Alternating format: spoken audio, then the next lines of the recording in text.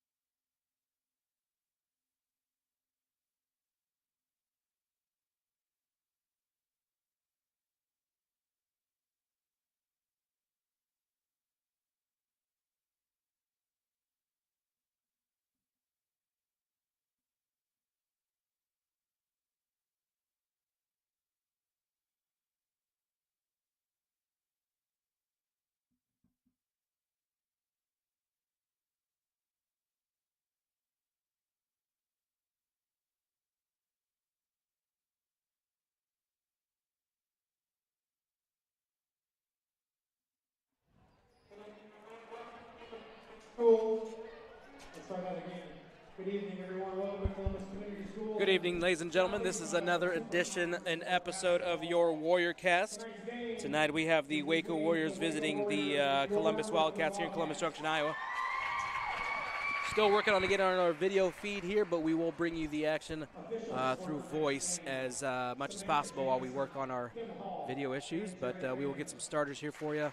This is the second matchup between the two teams. Should be a pretty fun one to call here tonight. I am your host, Alex Cardenas, joined always with Michelle Wade. That's right. It's going to be another fun one here to call. Your starting five for Waco: Grace Coble, Ella Kissel, Katie Lichty, Emma Wagler, and Marie Farmer. Your starting five for Columbus is going to be Ariana Vergara, Victoria Howell, Franny Sosa, Sarai Vela, and Araceli Garza. Columbus with a 6-6 record on the night for I think conference play. 7-9 overall. Waco 9-2, 12-3 overall. Waco is sitting second to Winfield, 12-0 and 16 overall. So had a tough matchup on Tuesday against Winfield, but hopefully they can bounce back here tonight and hopefully get another W here. That's right. I think especially when you see a team a second time, you get to improve on some of those things that you maybe didn't do the right way. But yeah. Same goes for them as well. Yeah.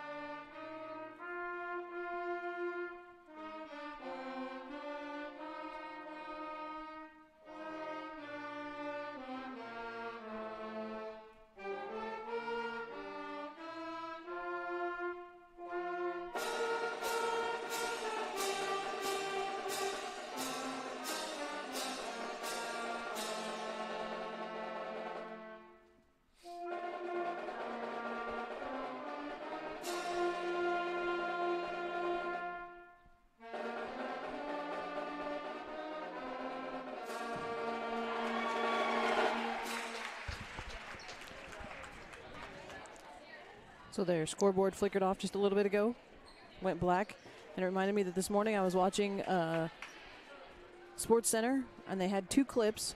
One was a soccer game. Yes, I was watching they were that game, like actually. Trying to get close to score, almost in the box, and the power went out, like completely dark. And then the other one was, I think it was the Milwaukee game, the Milwaukee basketball game. Yeah. And the lights flickered on them too. So I saw that. that would being in a stadium like that, like the soccer one. That was it's a massive stadium, and then all of a sudden the power goes out. Like, now what do I do? But no power as far as the stadium lights here or the arena lights here. It was just the scoreboard.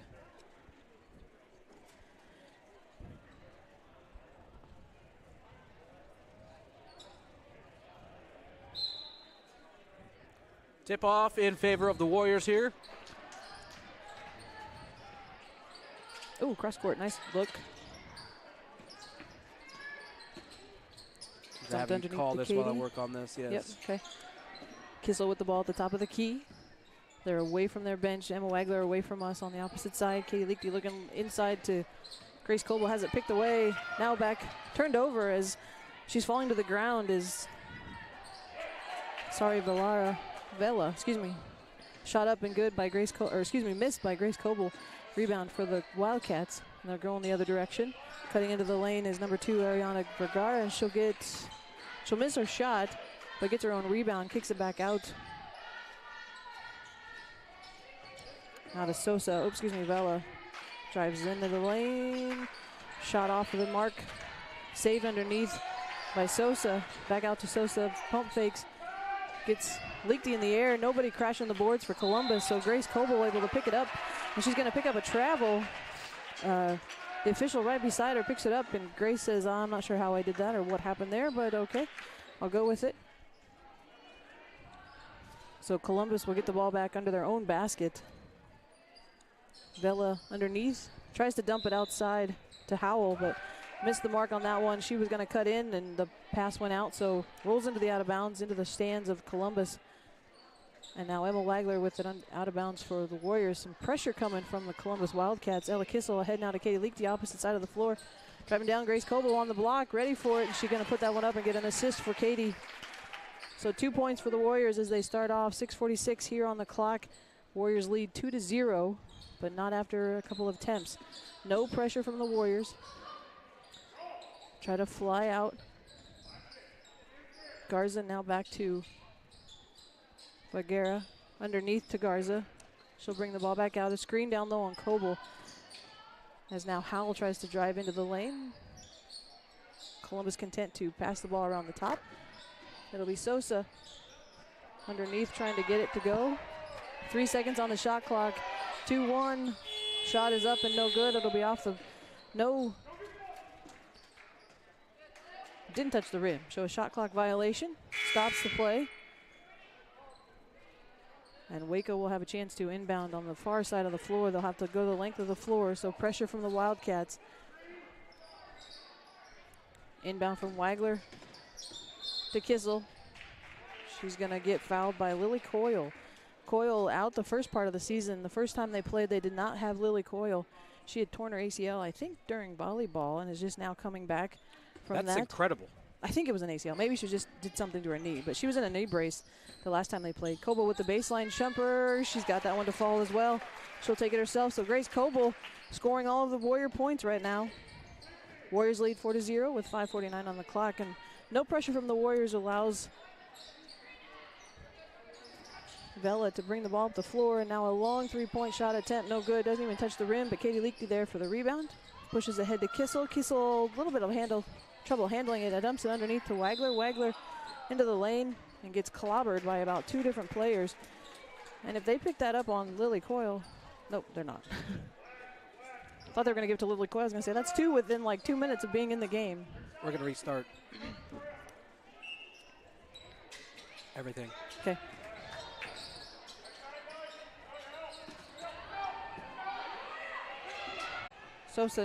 Vela no good. Coble coming away with the rebound. Ahead now to Kissel. Kissel across the timeline with it. Dumps underneath the Farmer. That one just a little bit too hard out of her hands. I think she kind of jumped a little bit wrong too. Sorry for the post right there in the middle. I'll rearrange at the quarter. Coble able to carry it away and foul called. Foul is in favor of the Warriors. Emma Wagler going to check back in. Wagler checking back in here for the Warriors, and Wagler played in the JV game. Yep, so did Agley. And I think so did Shellman. I think Shellman did a little bit as well. Yep. I didn't see Farmer, though. That was the... Nope. But Ella Housengay, not able to play tonight. She rolled her ankle, I think, at practice last night. She was on crutches today at school anyway. So Did I not see her play in the JV game? Nope. If you did, she shouldn't have been. I didn't even see her on the bench. I thought I saw her playing. Maybe not. I'm not even sure if she's here, to be honest with you. Pass ahead. Sorry. Coble with a baseline jumper. There she goes. Nice shot Coble's there by got at Coble. least 6 of these points. How about that? I know that. Working out a little frustration from the Winfield game. That's right. That's right. And I think there for Grace, a little frustration just in the ball handling for the first quarter here for her. She's had some turnovers with the travel, but she hopefully will get those under control. Waco doing a pretty good job here of moving around and stopping everything that they're giving me. Oh, that one up and over too hard off of the back. I thought maybe, yep, and Coble saying, no, that hit the top. That hit the guideline. 30 seconds left in the first quarter here. Waco leading 10-8. Coble with at least, we know, 6 of those. Yep. I think she's got 8, actually. She could. Gotta go. 24 on the clock. Kissel going to drive into the baseline and then loses control. There'll be a turnover into the hands of Garza. Garza ahead to Nice job by Coyle. Wagler coming back. Oh, she's going to get called for a travel. I thought maybe they're going to call a foul on that one for Wagler, but they're going to call a travel instead. And Coach Keltner is not happy. Not happy at all. I thought maybe there for a minute Kim Hall was going to tee him up, but he doesn't. 12 seconds. Farmer ahead now to Shellman.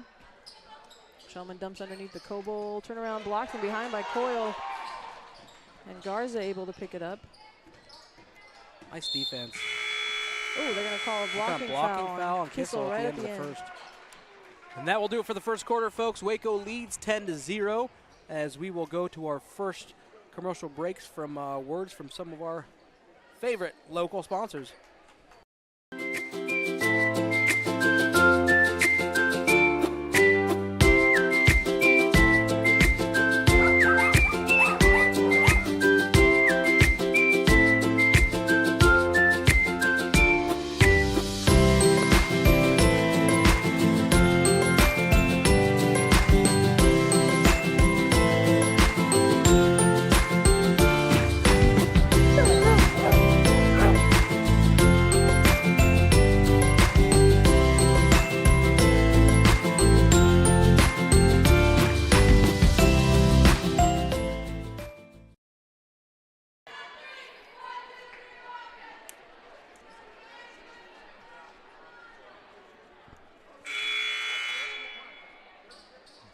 Back to the action here tonight to start the second quarter.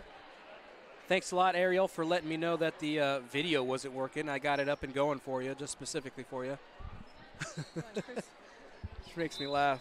Chris Alvin says, "Yay!" Yeah, I know. Like I said, I usually get 5 or 6 text messages saying, "Hey, something's not working." Yeah, I'm well aware.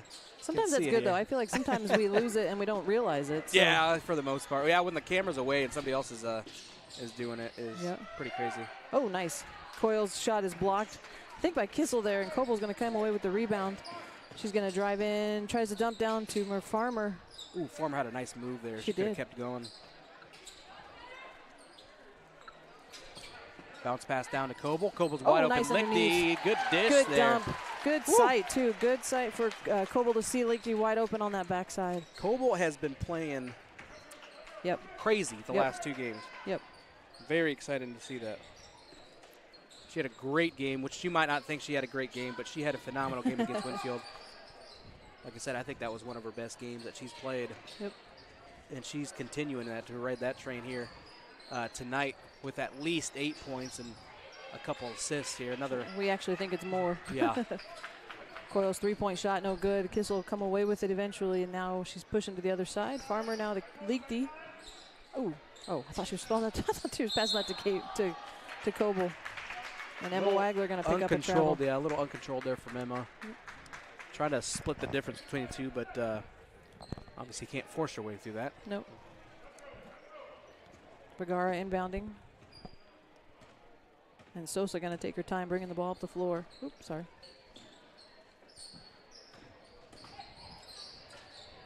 Oh, Emma Wagler says, I'm just going to take that away. Drive the length of the floor. Oh, now she's going to get fouled. So Columbus with 4 team fouls, Waco with 1. Excuse me, 5. That's 5 now. Some substitutions for the Wildcats. I can't see the fouls. Oh, I can barely see it. But yeah. Whoop King. And I'm not sure who the other one was. Garza, maybe, checking into the game. Kissel Gual and Cora pass cross. Good. Nice, another vision from Coble there. Yep, underneath. Putting good up cut. Another assist. Good job, Emma. Good cut for Emma.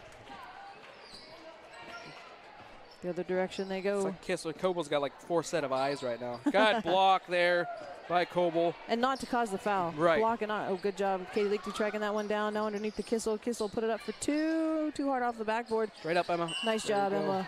Good. Good job.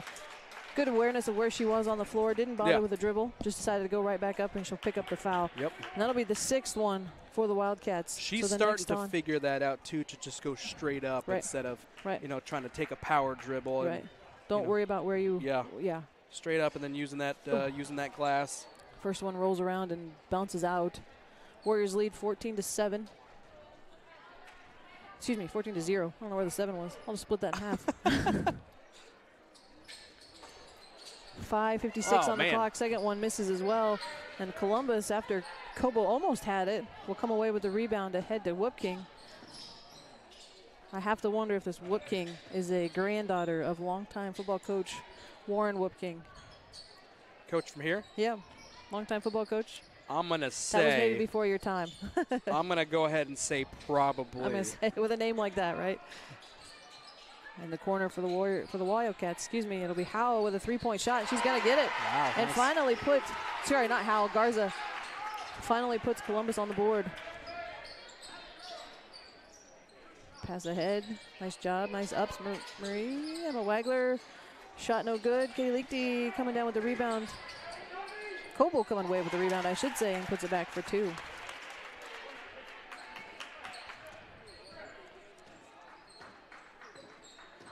Waco leads 16-3, 4:59 left on the clock here in the second quarter. That shot too wide. Grace Coble was almost too much out by herself over there. Yeah. Pass ahead from Kissel to Marie Farmer underneath, right to Katie Liechty. Ooh. And Liechty getting bumped on the shot. She'll go line for two. Yep, so she'll get a chance for two, that's right.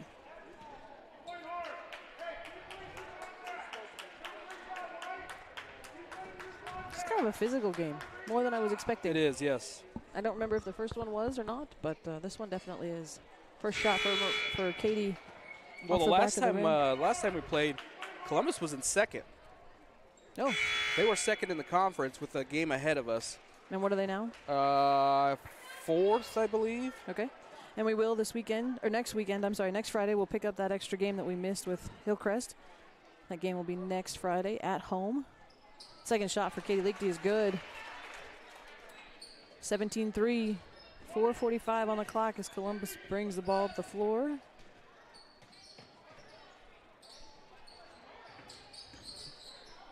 Columbus content to pass, now driving into the lane. They're going to pick up the Warriors for a foul. And they're going to get Ella for that one. Kissel picking up her second foul. Reaching in a little too Yep. too She's got to aggressive. move her feet. She's got to move her feet.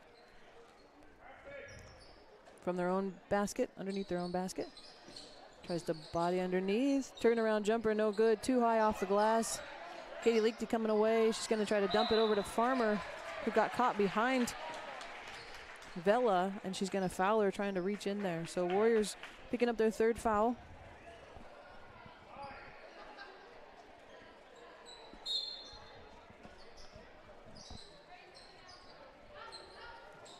Coyle's passing to Whoop King. Whoop King tried to pass inside, but Marie Farmer got a foot in there, I think. And a head now to Ella Kissel. Kissel drive into the baseline, going to drive down. Blocking foul. I just caught the top half of that because computer screen was seeing that looked like a charge from my angle. Luckily, they didn't call it that. And now Coach Keltner asking for an explanation from officials. Yeah, see, I wasn't the only one that saw that.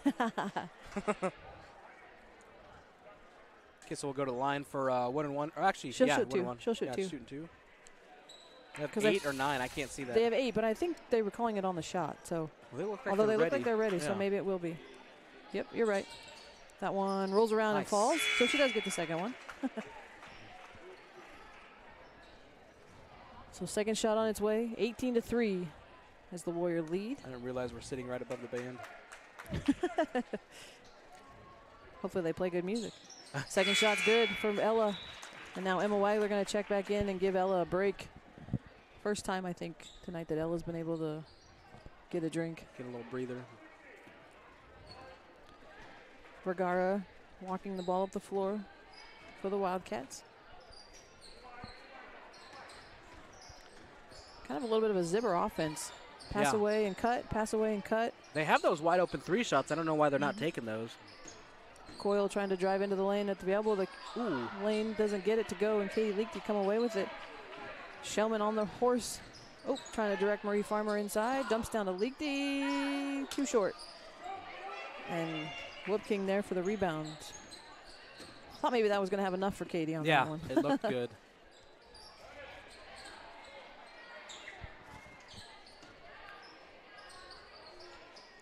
Defense playing that man defense right now, doing a pretty good job of matching up with them. Looks like they're giving up that outside shot, which Yep. is fine.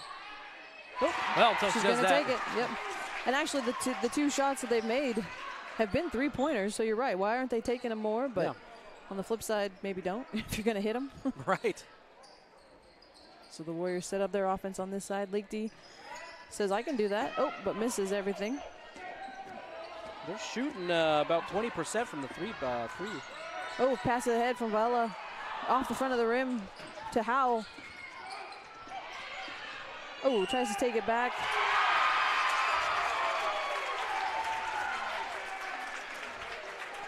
And Kim Hall going to say that Whoop King's basket does count, and they're going to call Emma Wagler with a foul. I think if he would have called that a charge, Casey Keltner would have run over there and I think this tackled him. all the food that's sitting in the cafeteria would have been in this gym. Yeah.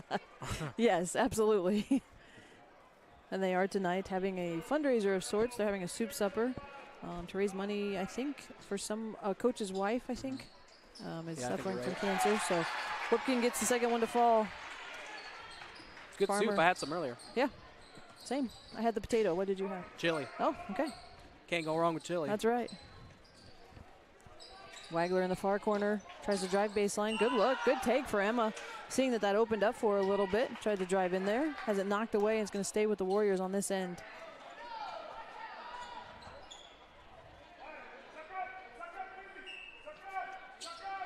Wagler dumps into Coble. Nice little turnaround. Nice Good job, move. Coble. Nice little Grace, step. she's figured that one out. Yeah, she has.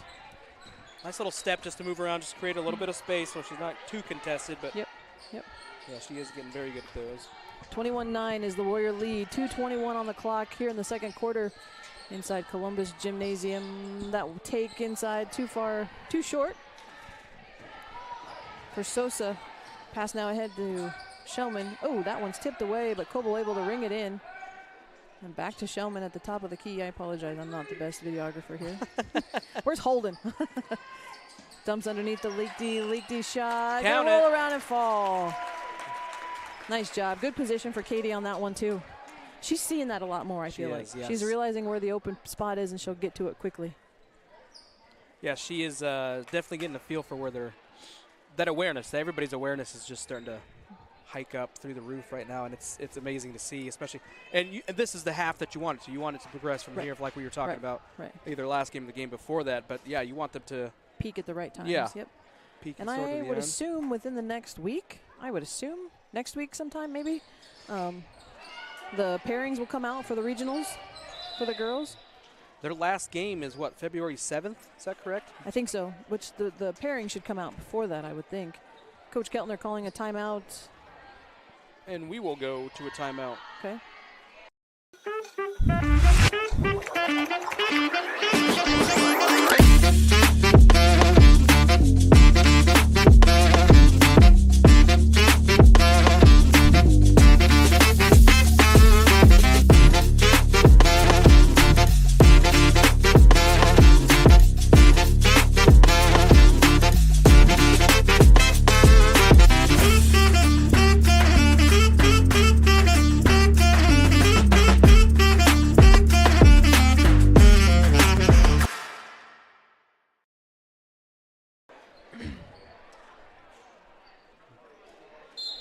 Back to the action just in time here.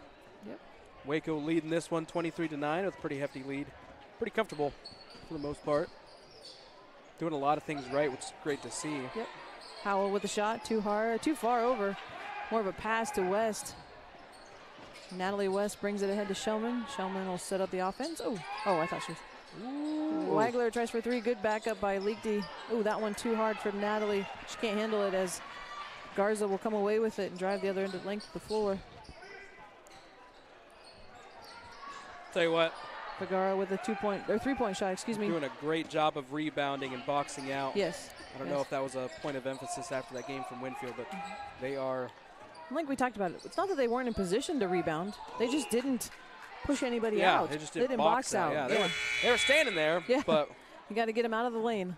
And I think I saw Coble saying that at one point during the game. Push them out. Box out, yeah. Like, yeah, because you're there, but when that thing's got like a layer of butter on it, it's hard to get a good grip on it. Good movement by Shellman there to get herself open. She's gonna get fouled. Yep, gonna get kind of pushed to the ground as Franny Sosa picks up a foul. That'll be the 10th. Still benching right now? Yeah, probably her longest break of her career. But they are up 23-9, so it might be a good chance to. That's also true. But we don't play tomorrow, do they? No. No. Nope. Shellman, is that number 10? Yeah, so she'll have 2 shots here. Yep. Nice job. Good poise for Hallie Shellman right there at the line. Taking her time.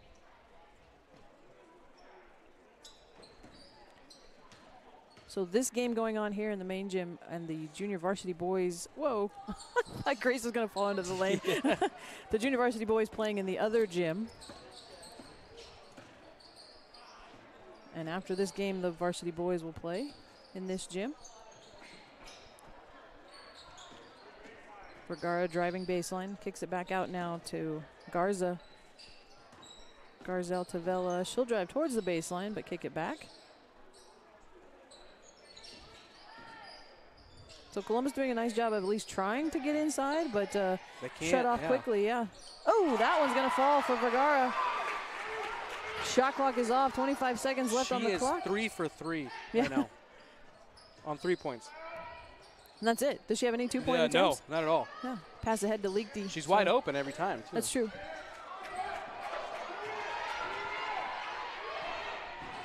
Driving baseline, no good. For Coyle, pass ahead from Leakty. Oh, excuse me, from Wagler to Leakty. Underneath the Coble. Coble is going to put it up. Oh, right at the end. Leaves it a little short off the side of the rim. But the Warriors will head to the locker room with a double up of points.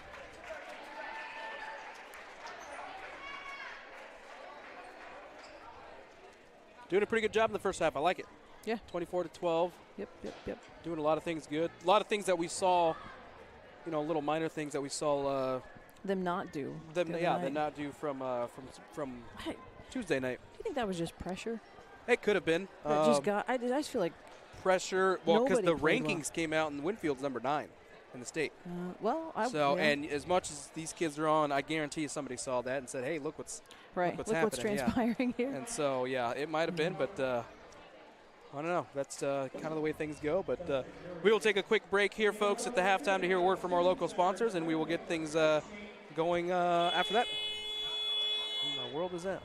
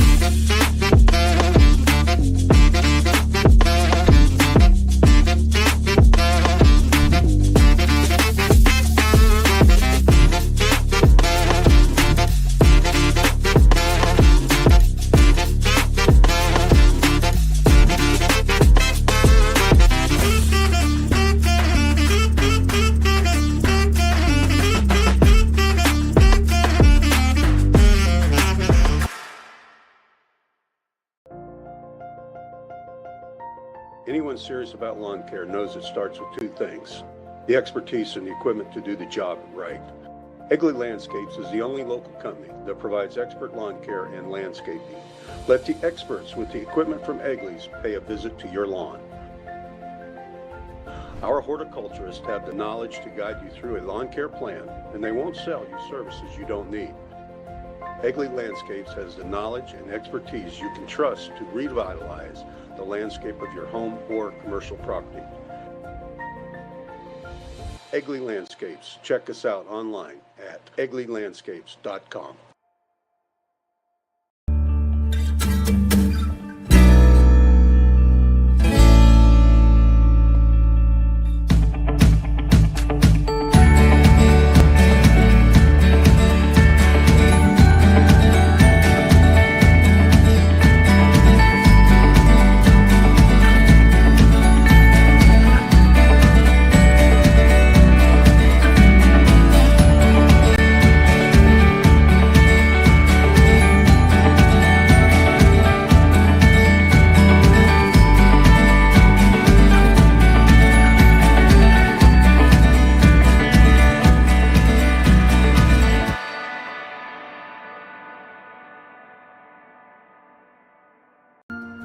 What if the answer to powering a purer world, our world, was shining down on us this whole time?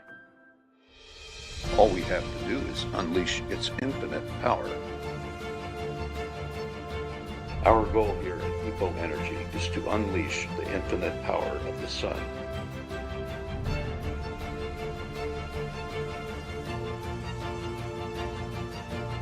At EPO Energy, we make solar energy the better solution. EPO Energy, unleash the power.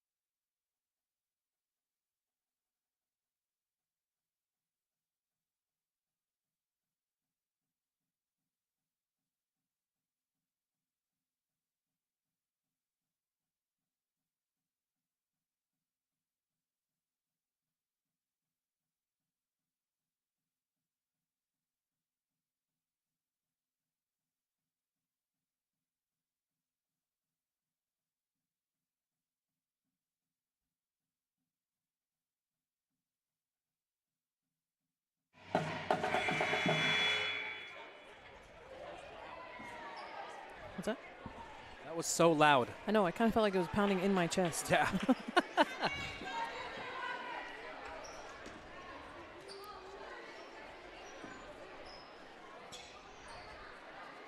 And I wasn't paying attention when he started it. It like kind of scared me.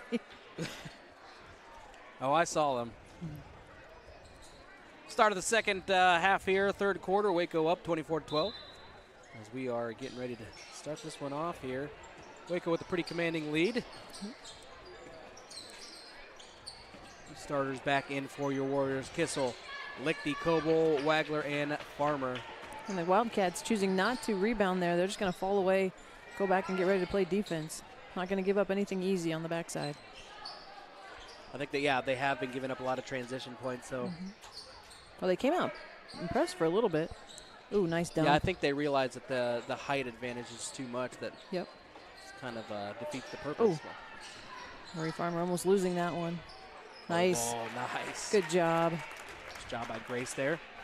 Like you said, taking advantage of that height differential between the two teams.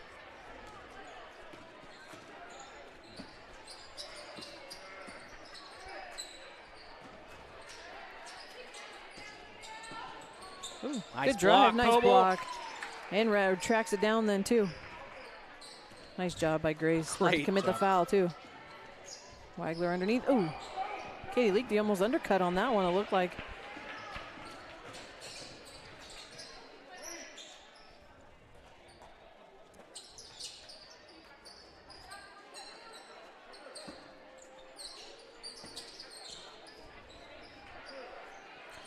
Underneath now. Ooh, good cut by Vergara underneath. Back out to Sosa. She's going to cut into the lane for 2 points. 14-26 is the Warrior lead now. Coble able to track that one down. Over to Wagler. Ooh, backside. Collapsing quickly is Garza. She's going to give it up. Excuse me. Yeah, Garza. Ooh, that one almost picked off by Grace. Coble. She's all over the place She tonight. is.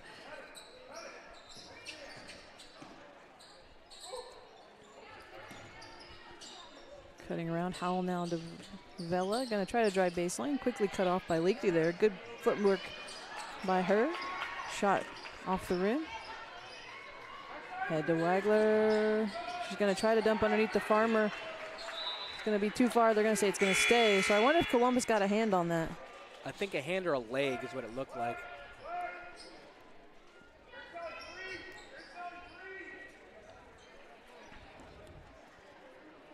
We got a better angle up here if they want to come up here. They're coming. He could like jump up here. I know.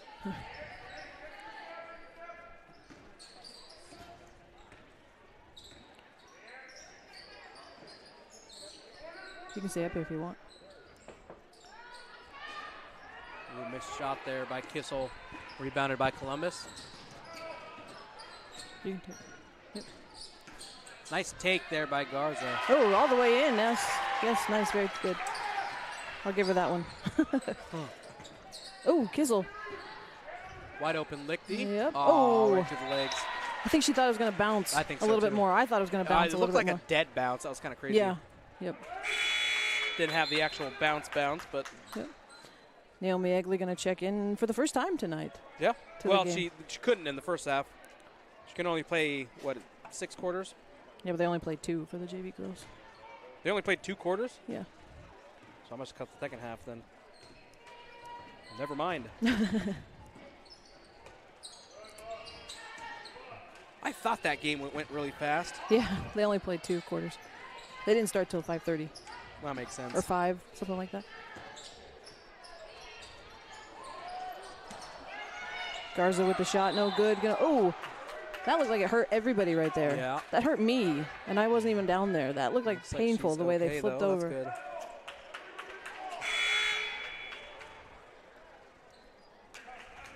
Just souvenir for the night. Do you know who that is? Didn't figure. He's a goat. He is the GOAT. There's a cardboard cutout of Michael Jordan up here in the crow's nest with us. For those of you that can't see, we're giving Holden a hard time. Oh, good take. by Vela there. She'll get her own rebound. Oh, and again gets fouled underneath and falls kind of awkwardly. Coble able to avoid it though. I think looks like she's okay. Everybody got back up.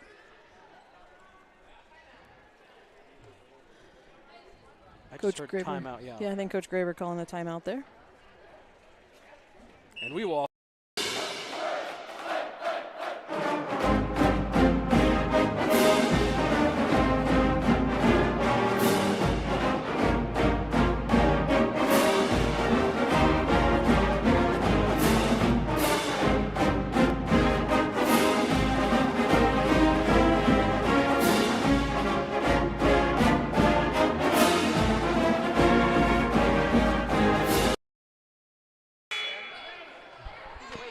You guys can stay up here. It doesn't matter.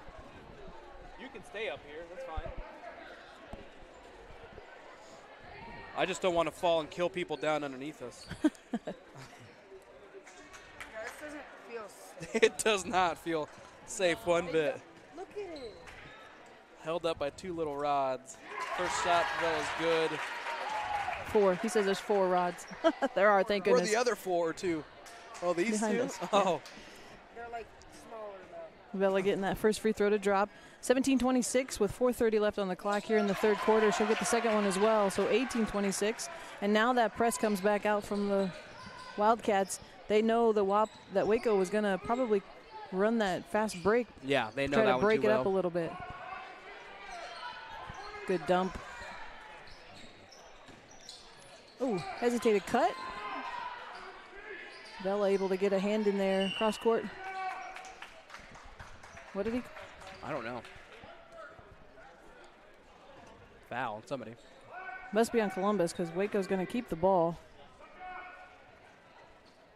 Kissel directing traffic under the basket. Telling her teammates where to go. Dumps underneath the Coble. Oh, okay. Nice. I thought that was going to roll out the way it hit that rim. Kind of going at high speed.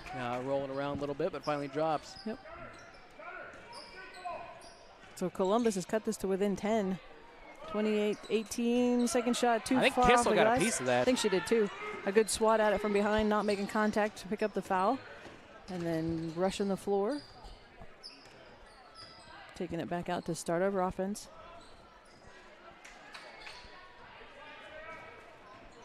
Nice job by Wagler to drive. Egley with the three-pointer. Going to bounce off the side of the rim. Tracked down by Coble, though. She is So they'll get a start. She is everywhere. all over the place tonight. Love it. Farmer trying to thread that needle a little too much on that pass to Wagler. Has it picked off by Howell. The other direction, no good. Kissel going to burn it down. And Whoopkin going to pick up a foul for the Wildcats, excuse me. So the Warriors going to have to go the length of the floor, but it does stop the clock. And Whoopkin picking up her third, so she'll sit down for a break. An Pressure unwanted break. An unwanted, yeah. Wagler's pass ahead to Leakty. Leakty tries to pass it over to Coble. Coble just caught a little bit off her feet. Kind of, I wouldn't say flat-footed, but she just jumped a little strange there. And so I don't think she was expecting that to float so much on her. yeah. So the ball will go back to the Wildcats. And the Warriors still in that man defense. Coble sitting in the middle of the lane there. Oh, good job. She's going to reach in and grab that, pick it off. And now Kissel and Wagler are off to the races. Why Kissel says, I'm going to take this myself. Off the side of the glass, and she does. 30-18, Waco leads 2 minutes and 40 seconds here in the third quarter. Garza with the ball, tries back out to the top of the key.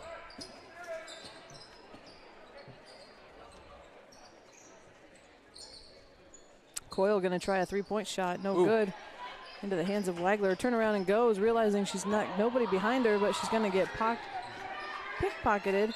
Oh, I would say that's one of those things she's got to realize. Pressure. Yeah, she's.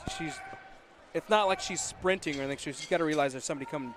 At least, I mean, that's a revenge turnover there, trying to get the ball back. So well, or put yourself closer to that baseline. Give yourself no room on that baseline for them to come in and grab it.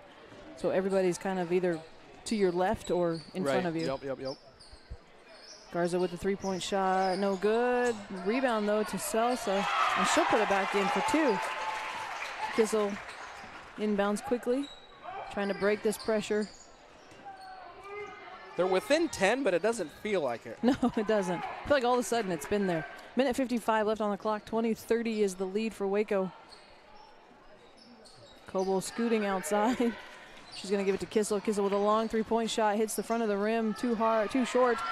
And it'll be Columbus with the ball coming down. A little bit out of control on that one and just slips away from her and into the Columbus crowd on the far side of the floor from us. Minute 39, 20-30. No change in the score. Ahead to Shellman. Shellman dumps down to the Wagler, who tries to dump it underneath, but Coyle's going to take that one away from Katie Liechty. And about 3 Warriors just collapsed right there on Sosa. Good hustle by the Warriors to get back down. Coyle's going to try again for a 2-pointer, no good, and Wagler's going to pick it up. Ooh, and give it over to Kissel. Kissel's going to quickly take the floor. Little sidestep. Oh, she got shoved. And she slid about halfway across the lane there. I think her nose might have dragged across. She's not happy. She's not. She's a little frustrated. I don't blame her. She's kind of getting pushed around. They're all getting kind of pushed around. That was like a two-handed shove, though. That should have been just intentional. Yeah. She drops it into Kissel, Coble dropped back to Kissel. That shot off the side of the rim. Columbus with the rebound ahead to Howell to Coyle. Howell to Coyle. And they're going to call Coyle, I think, with a player control foul. Charge. And they are, yep. She's going to get a charging foul on that one. So the Warriors will get the ball back. No harm, well, there was a foul, but no harm for us. No harm, but a foul.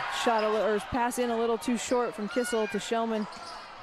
And Vela going to come away, and now Kissel going to dump it ahead to Coble. Ugh. A lot of C's. There we go. A lot of C's. We'll get there. Coble puts that one in easily as time is starting to expire. Under a minute, 45 seconds left on the clock. Waco lead 32-20. Kissel trying to rein in Vela. Vergara, sorry. Ooh. All by herself. She's going to get a little 2-foot jumper from the sideline. No good. And Kissel's going to slow things up. Try to take it across the timeline, and she does. Dumps it ahead to Shellman. Shellman for a 3-point shot. Is going to get it off the glass. Right? That hit the glass?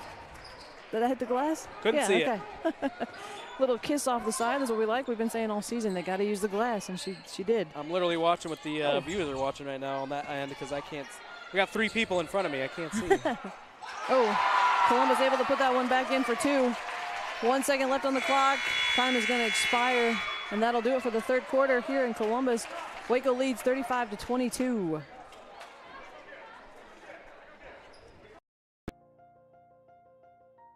Anyone serious about lawn care knows it starts with 2 things: the expertise and the equipment to do the job right. Egley Landscapes is the only local company that provides expert lawn care and landscaping. Let the experts with the equipment from Egley's pay a visit to your lawn. Our horticulturists have the knowledge to guide you through a lawn care plan, and they won't sell you services you don't need. Egley Landscapes has the knowledge and expertise you can trust to revitalize the landscape of your home or commercial property. Egley Landscapes. Check us out online at egleylandscapes.com. I don't feel safe.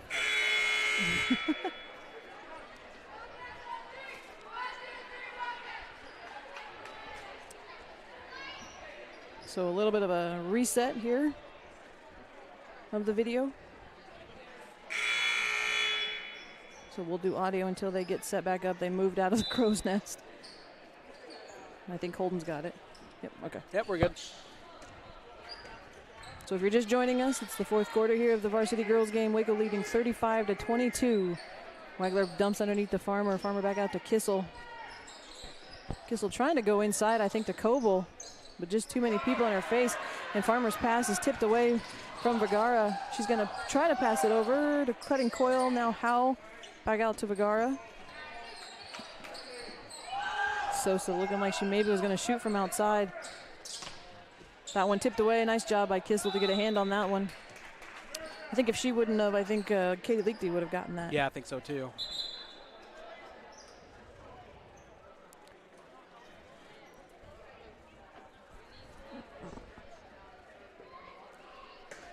So 4 fouls for Columbus, 2 for Waco. So both teams quite a ways away from the bonus if a foul is called. Coyle tries to take it in. That ball's going to roll out. Garza tries to save it, but it saves it right back to Coyle, or it's just Coble, excuse me. And Kissel going to take that one and get it to fall right over the front of the rim.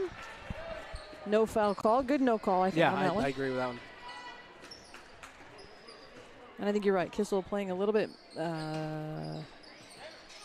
mad? Frustrated, I don't know. Yeah, angry frustrated a little maybe, bit. yeah. A little frustration, that's a good word for it.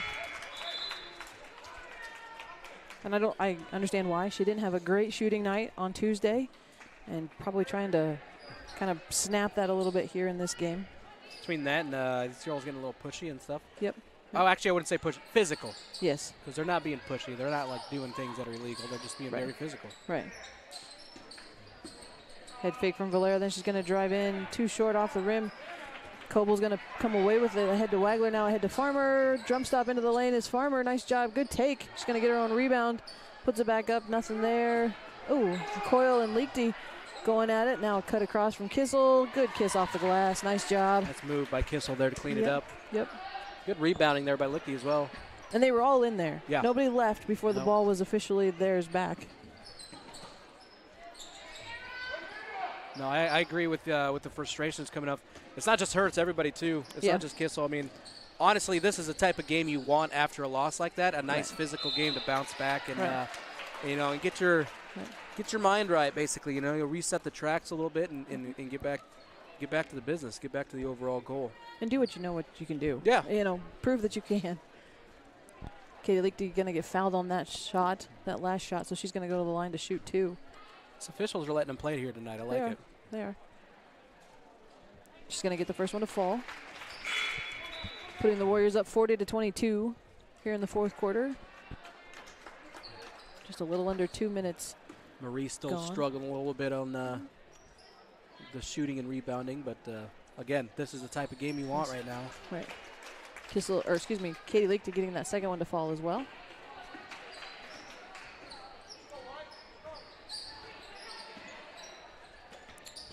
Dump underneath to Vergara now out to Coyle.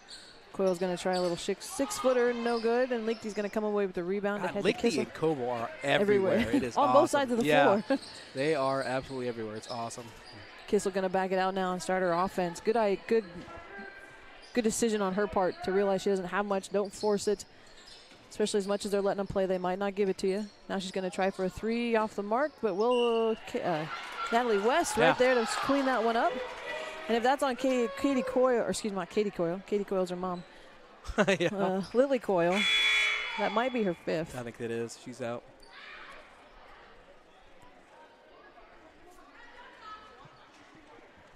Little frustration there from the coach, and he's trying to explain to her what happened. The coach told her not to talk to him.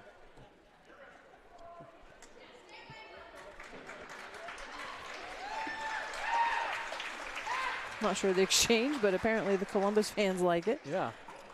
I think the official was going to explain to Katie, or not Katie, to Coyle what he called the foul on, and the coach did not want any part of that. He told her to step away. So.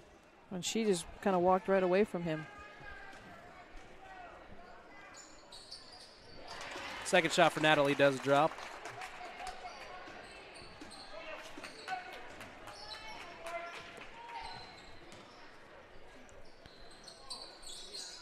Columbus still passing. Oh, good shot. Araceli Garza gets that one to fall. A 3-pointer, 25-42, 5:18 on the clock. Waco still with the lead. Natalie West across the timeline. Ooh, she tries to dump it underneath to Coble, but it's knocked out, and she's going to be the last one to touch it. So it'll go back to the Wildcats. I think if she would have let that go, it would have been out on Columbus, but she tried I think so, too. She tried to bring it back in. Yep.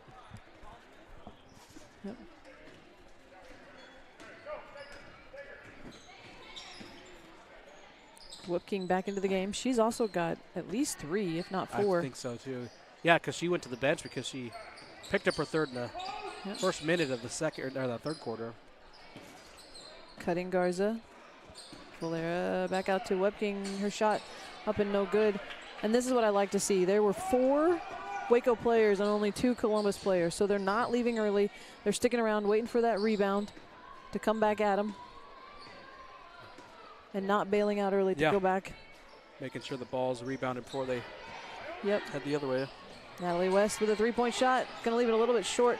Falling to the hands of, Vela, who's going to take it the other length of the floor. Runs down. Oh, and I think Katie Lichty maybe got a finger on that one. I think she did as well. But Vergara got the rebound and put it back for 2 points. 27-42. Nice pass ahead from Kissel to Coble. Coble collects herself underneath. That's a great play. Good heads-up play from Kissel to seed Coble all the way down there, first of all. And Coble knowing that she's got to set her feet and not rush it. Franny Sosa going to get that one to fall. Three-pointer for the Cats. That's their 7th or 6th three-pointer. Okay.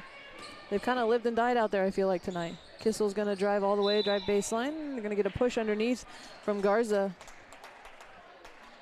And I think that will be the 7th. That should be the 7th. Yeah, she's going to line. Yeah, 7th. Okay, so she saw it. Okay. Here we go, Marie Farmer, excuse me. Fire. I'm just going to call her Marie Fire from now on. It's all right. It's a Friday. That's right. You had school today. And it's been a 5-day week. And everybody that goes 5 days is like, we don't care. Shut up.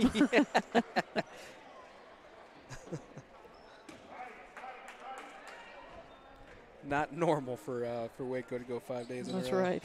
I think that was that makeup day for that state game, I believe. Which is a good reason to have a makeup, but it does make for a long week. The good news is we got one in 2 weeks again, too, for the second game. Ooh. Bella taking that all the way in, and she's going to get Katie Lichty to commit the foul on that one. So she'll get a chance to shoot two from the line. Yeah, the shooting foul, so she'll go to the line. Yep. It's the first foul for Katie, 3rd for the team. Free throw off the back of the rim That's hard. Her first foul. Wow. Could have sworn Katie's? she picked up 2 in the first half, but I guess not. No. Not that they gave her anyway. I was going to say, and she's been all over the place too. She has.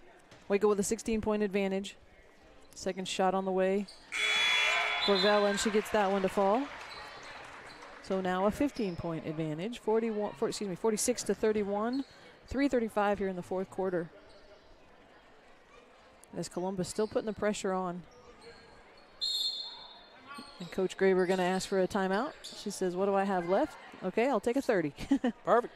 So will we. I love it when you can read their lips.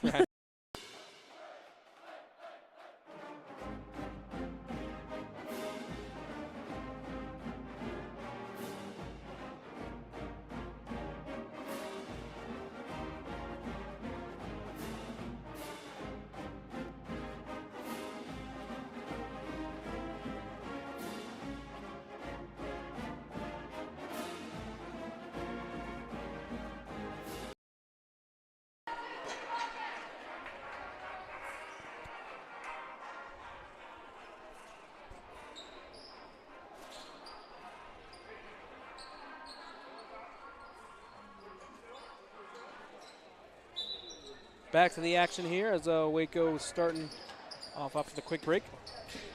Kissel being picked up by 2 players. Oh, good, nice pass ahead. Oh, let it roll out. Good job. That's where I think Marie, just maybe lack of experience a little bit, but realizing that Kissel's got 2 people on her. Try to give her a little bit more space. Kissel driving into the lane. Back out to start her offense.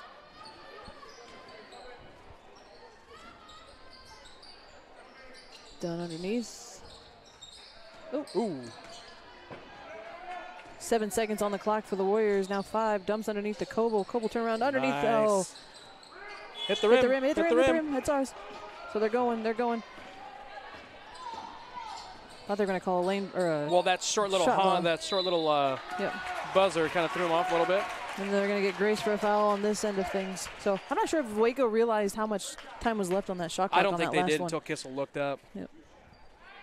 So the score remains. I think because her eyes went off the clock when the ball went over her head. Yeah. Yep. Didn't see it. And it didn't reset between the ball out. Correct. Araceli Garza getting the first free throw to fall for her. 32-46. Warriors lead. with 2:51 here in the fourth quarter. Second shot on its way is going to be short. So I don't even say it didn't touch the rim from my angle. So they're going to say it didn't touch as well. Yep. Whoop King checking in now again. And now Emma Wagler back in for the Warriors. Going to replace Natalie West. Natalie West having some good minutes tonight. Yeah. Good contributions. Yeah, she's been playing very well tonight. Farmer looking to see what her options are. She might have to call timeout. Nope, not in time. And they're going to get a 5-second violation.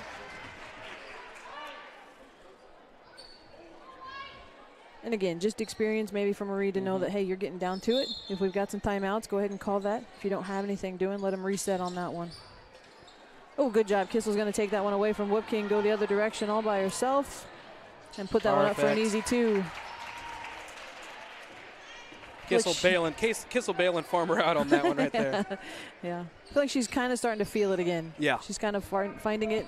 She's up into the face of her opponent on that one. Well, you know, she said that she was mad about missing her bunnies the last few games, so I don't think she's missed one or... She maybe missed one, but I think in that one she was even contested on right. that. Dumps ahead to Kissel from Liechty.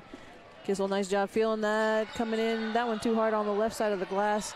She's going to get her own rebound and go out, and she's going to get poked around by Vela there. Surprised they didn't call that one sooner.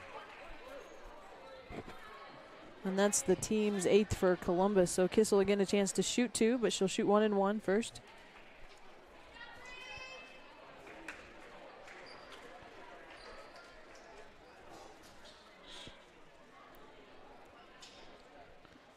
Waco lead 48-32, 2:09 on the clock. 4 fouls for the Warriors in this second half, and Kissel will get that first free throw to fall, so she'll make it an even 50.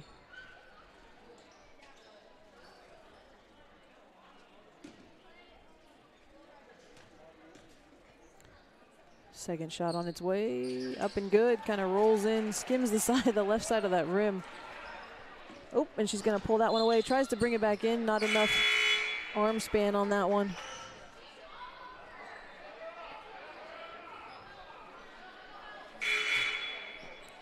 Oh, there finally they call in Naomi Egley to sub in for Katie Liechty, give her a chance to get a break as the Wildcats set up on the far side of the floor in the far corner opposite their bench. Kissel playing toking defense. Bagara finally passing into Vela. Going to set a screen on Farmer, who steps around Vela. Nice up and under. Good step on the left side. Wagler's pass into Kissel quickly. Kissel looking up, eyes up the whole time, trying to see what she's got open. Dumps it now to Farmer. Farmer underneath to Coble. Back out to Kissel. And Kissel will take a step back to reset the offense. Good decision on her part, knowing she didn't really have a lot to force in there. And then, I mean, you're up 50-34. There's no need to force that because that's how they came back within within 10. Oh, good backside rebound by Marie Farmer on that one. I think she was held a little bit on that shot. That's why it went up a little bit too far on her. Yep. I think that's one of Coble's first misses. Oh, I think she had a couple in the first half. But and a little just off balance. I mean, she just, hurried it. You had a couple defenders in her face. But Farmer leaving her first free throw a little bit short. But she's pretty good at making adjustments, I feel like, into the second one. She knows what she did, and she'll put a little bit more oomph into it.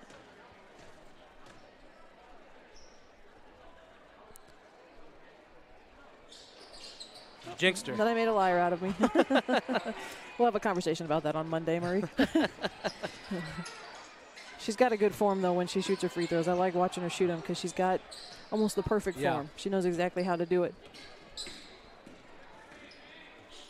Nice defense for Marie there on that one, stopping that drive by Vela, trying to get underneath. She's underneath, and she's going to put it up. No good. Egley in there to try to get the rebound. Still pushing. Not sure who they're going to call that on. Maybe Egley, I think. I know who I would have called that on. They are going to call it on Naomi. She's trying to get around the girl.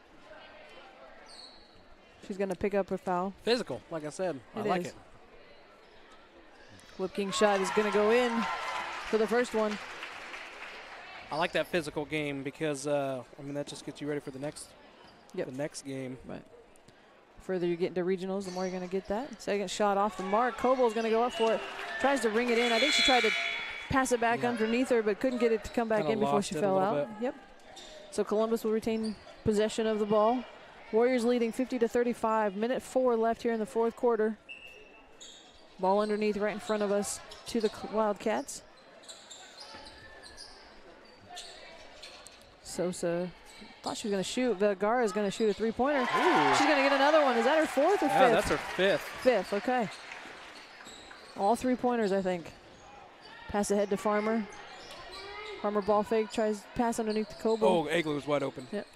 Oh, a little too late for Wagler. She's going to have that pass picked off by Vella. Vella's going to run to the baseline, try to put up a shot. She's going to have it knocked away, and Kissel's going to come away with it.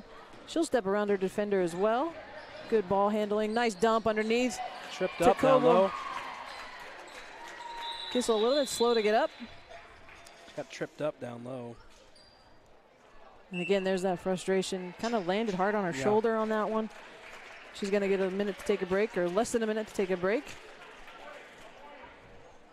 I agree there's the physical aspect of it, but there's also that aspect of you want to keep the players safe. Yeah. I think. You don't want them to get hurt. Yeah, so if you have to call something to keep that from happening. You got to get this under control, too, because this spills over to the next game. Yep. And you want to talk about physicality in the next game. Yeah.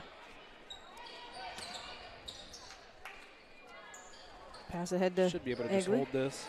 2 seconds left on the clock. Farmer, able just to run it away. And Waco will come away with another victory, 52-38 in the fourth quarter. Ends the game. Stay tuned, come back. We will hear from the Blue Crew. Episode 5 of the Blue Crew News, and we will be back with the pregame of the next game. That's right, for the boys game. Final here, 38-52. Waco wins this one, bringing their record to 13-3. Next up are the Varsity boys, and we will hear that, but we will hear words from the Blue Crew News. Yeah, we're back. Yeah. Okay. Can you count us in? We're back.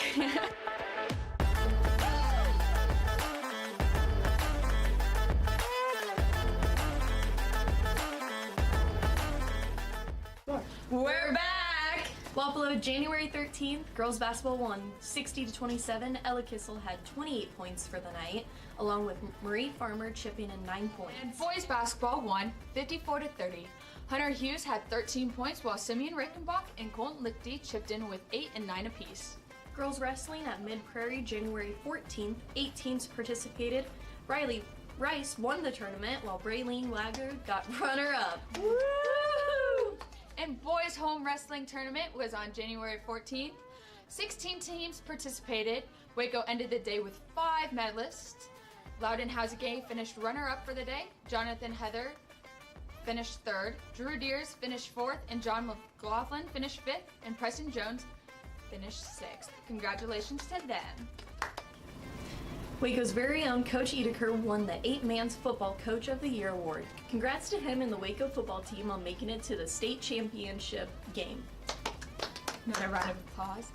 And congratulations to the Waco students that performed in the Southeast Iowa Honor Orchestra. Students spent the whole day and performed a concert at the end of the day. They played a total of 3 songs, and I talked to Alyssa Graber and Allie Ritter. One thing they took away from the day was the conductor saying, "Music is like a relay. In order to be successful in a relay, you have to pass the baton correctly. Just like in music, every section has to do their part to have a seamless, successful piece." So congratulations to them. And next up, Blue Crew shirts! To get these shirts, come to our games and support our girls and boys as they play. Look out for your Blue Crew members in the stands, and we'll possibly throw you a shirt. Basketball at home versus Winfield on January 7th. Girls put up a fight but lost 40-61. Ella Kissel led the night with 19 points. Boys basketball won 66-48. Hunter Hughes led the night with 14 points. Chase Waterhouse and Simeon Reichenbach also ended the night, both in double digits as well. Upcoming, girls and boys wrestling at Highland, January 19th. Girls and boys basketball at Columbus, January 20th. Girls wrestling at Colfax Mingo, January 21st. Boys wrestling at L&M, January 21st. Girls and boys basketball home against Highland, January 24th. Make sure to keep up to date with your Waco activities with Blue Cruise News. See you next time! That's kind of dope. That'd be kind of funny if it was flipped upside down. Please put that in the video. Please. We're good? Yeah. Perfect. Thank 13th, girls basketball won 60-27. Ellicott, oh my god, it's going too fast. That is way too fast. Back, you can take several of those and we'll figure that one out. Okay. Well, it looked fine, and then we started going, I'm like, blah, blah, blah, blah. Yeah, that's Blah, better. blah, blah, blah. Okay. Restart. And boys basketball won it. Oh shoot. Very own Mr. Edeker won them. Oh my gosh. Waco's own Mr. Edeker, 8-man's football coach. Oh, redo it. Sorry. Should we You're say good. Chad Edeker? Chad. That's just me since it's the public. But You're good. Watch out for our blue crew. And congratulations to the Waco students. Oh, students. Replay. I go to say state, and then I'm reading championship at the same time. Chait. That's what you The said. Chait. Chait. The Chait Stanchianship. Can you see? Where am I? Watch out for the crowd. I meant watch out for the. Make sure to keep up to date. What was that? it was like hidden behind the camera.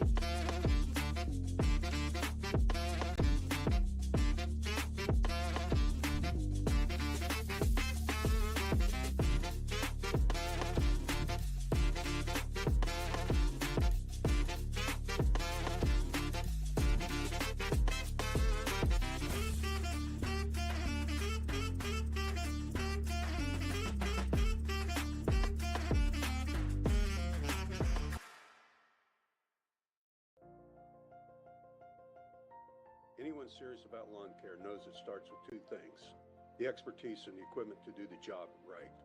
Egley Landscapes is the only local company that provides expert lawn care and landscaping.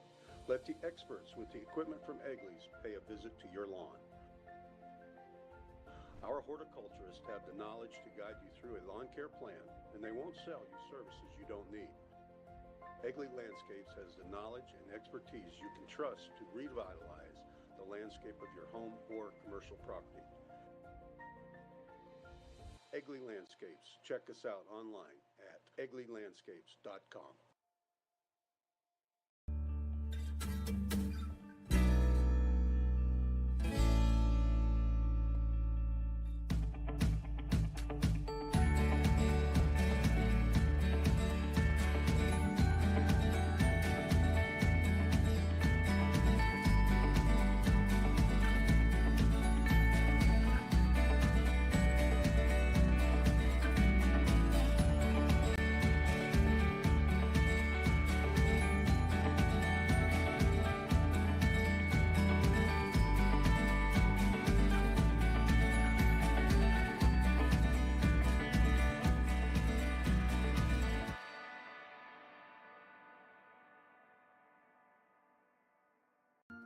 What if the answer to powering a purer world, our world, was shining down on us this whole time? All we have to do is unleash its infinite power. Our goal here at EPO Energy is to unleash the infinite power of the sun.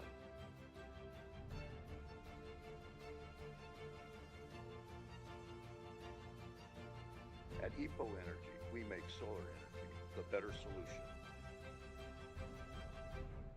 EPO Energy, unleash the power.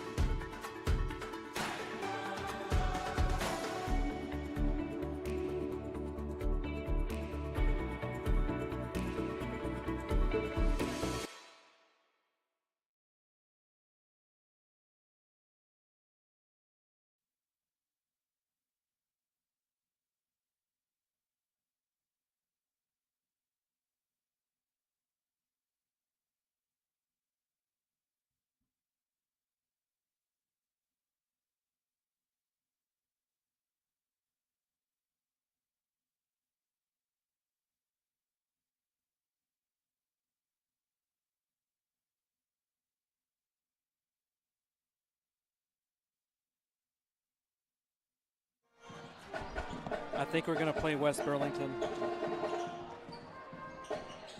13-0. For the shootout? Yeah. Probably. The only thing is they're averaging 62.2. What are we averaging? 68.9. 13-0. 10-0 in conference. Burlington's in second at 7-3. Notre Dame, Burlington? Yeah. They're like, they're 3 games ahead of everybody. Actually, no, New London's second. 9-2, and then Notre Dame. They must have beat New London because they have the same record, 11-4, but New London's third. Oh, no, they're tied for second. Probably list them alphabetically then. Like if they're tied, they're probably listed alphabetically. Because I think that's how the districts do it. Yeah, they're both 11-4. Burlington's 7-3. New London's 9-2. Which doesn't make any sense. Even if you took a loss, you still have a better record than the other person. That's what I say. I think because they're tied, I think they list them alphabetically. Does every school know this song? Yeah, it's a requirement. Sounds like it. We're 2 games ahead of Winfield. And the 2 losses are to us, so there's no way they can come back. No. We have Highland next Tuesday. You know how boring. I don't, because I had a migraine. I didn't go to that game. Oh, man.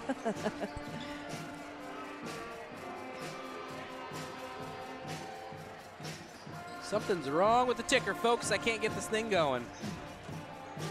There we go. On your screen, obviously, is some of the pregame warm-up stats we got. Columbus averaging 36.7, Waco 69.5. 49.3 free throw percentage, 57.4 for the Warriors. Warriors lead in every category except turnovers. Which is a category you don't want to Exactly. don't want to lead. 19.7 turnovers for the Wildcats, only 12.9.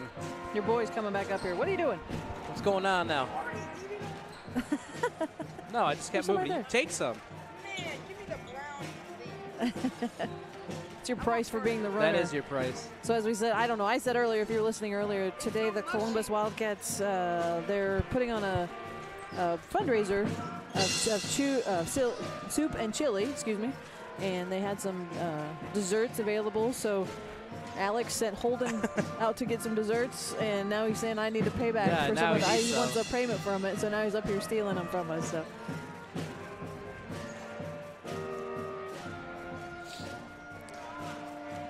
But the fundraiser able to support one of the coaches, the boys coaches, the assistant coach for the boys, I think his wife, they said, has stage 3 Stage cancer. 3 breast cancer. So yeah, that's a very, very good cause, and we wish her all the best. Hopefully, can take care of that. And huge help from the community here, obviously. Yep. And this community does a lot. Oftentimes when I come over here, they're doing some sort of a fundraiser. So they do a good job of supporting each other and coming out for each other. The players wearing pink, obviously, on the court to in honor of that. So it's always nice to see that. We were talking conference on the break, and Waco in the South is an undefeated 14-0 with a 10-0. North. We're in the North now. North, yes. We would still dominate the South, but anyway. We are 10-0 in conference, and with Winfield in second with a 10-2 conference play. Both those losses to Waco, so no chance of them coming back unless by some, And you were talking weird about miracle that we lose 2 games. Right. Four, with the shootout coming out, that's what you were looking at, kind of. Yeah, because in the South you've got.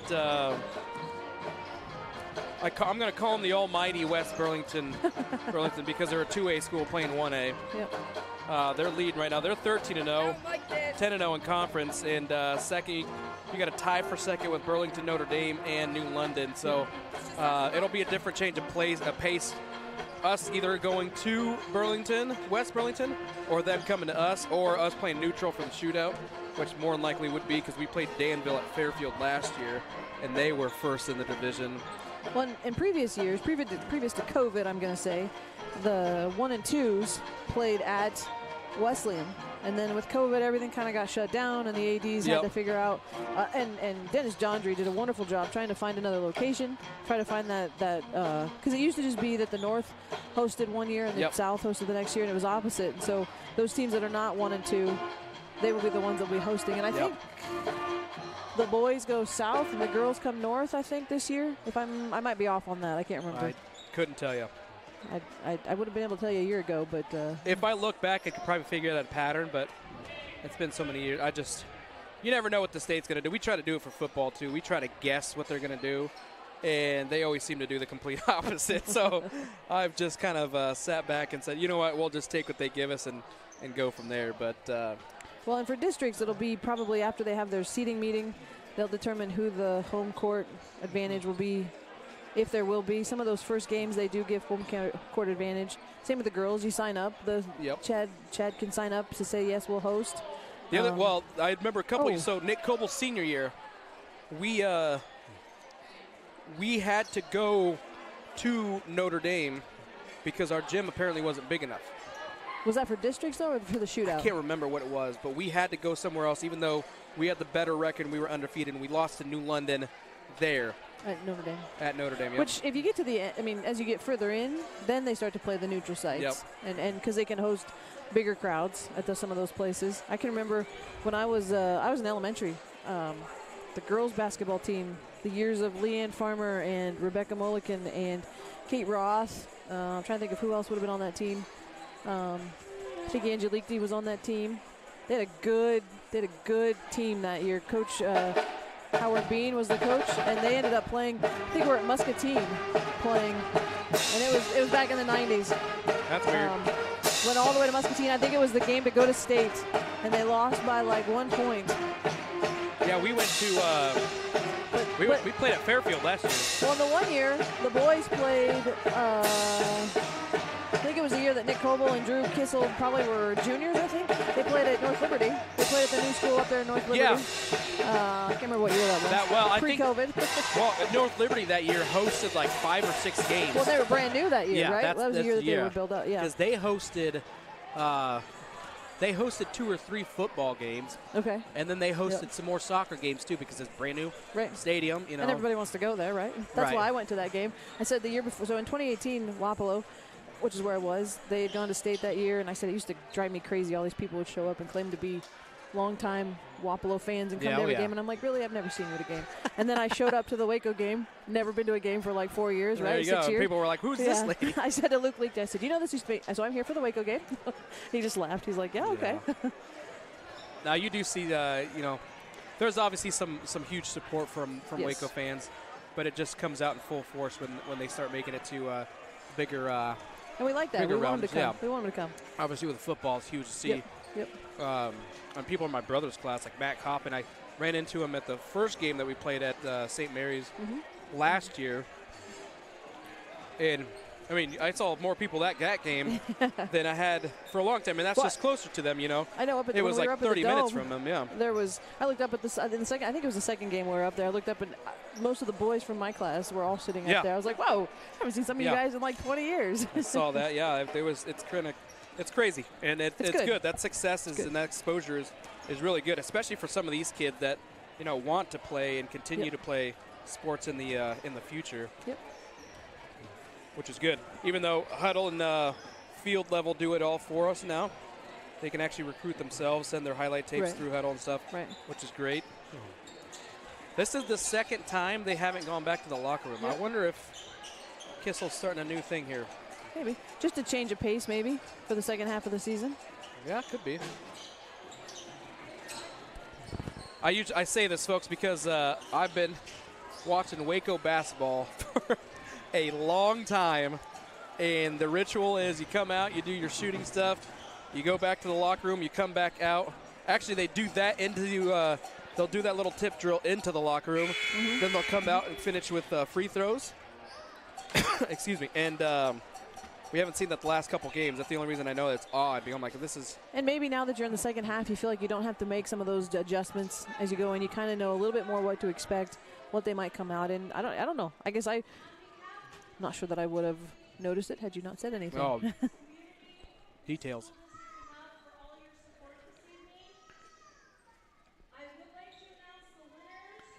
So they're doing a raffle winner. I think they actually had like 3 raffle prizes that you could donate money to for the fundraiser tonight, and so they're raffling those off here real quick. Kind of wanted those Iowa Hawkeye game tickets. Did you put your name in? I did when I first walked in. So one of the students wins, and their fans sitting right us, their pep band sitting right underneath us was excited.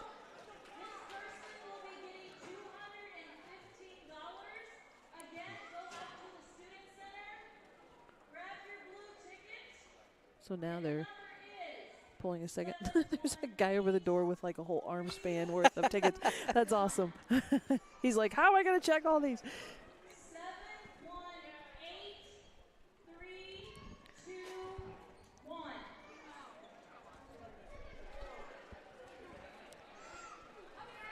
Again, this community does a nice job of coming out for their people, supporting their people, showing love. Here we go. Alex Cardenas, come on now. I took a picture of him.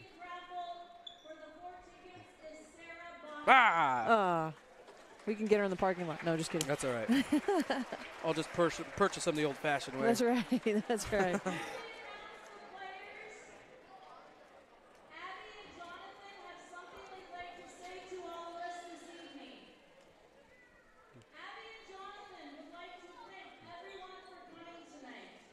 So I think now she's reading a letter from the coach and his wife.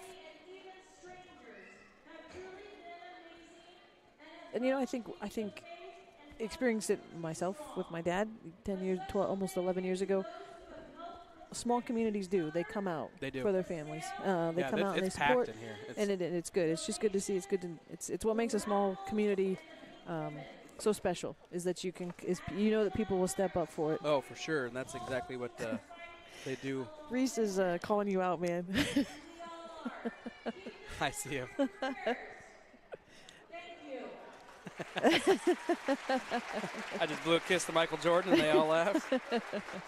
I'd be interested to see. I'm kind of like you. How many of you actually know who this is? Yeah, who's this bald guy sitting behind Alex? With the number 23 with the red and white Bulls jersey. Well, and the fact that half of his face is missing, too, from tape or something that came off. Oh, yeah, it's like it's pulled off the picture. So Isaac Oswald getting the start here for the Warriors. Your regular starting 5, I'm assuming. Oh, Mason Miller. Oh, okay. Coming out.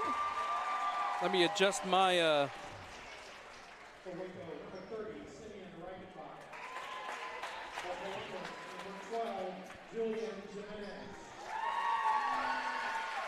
Yep. So Mason getting a start over Hunter tonight. Cody Graver. Simeon Reichenbach.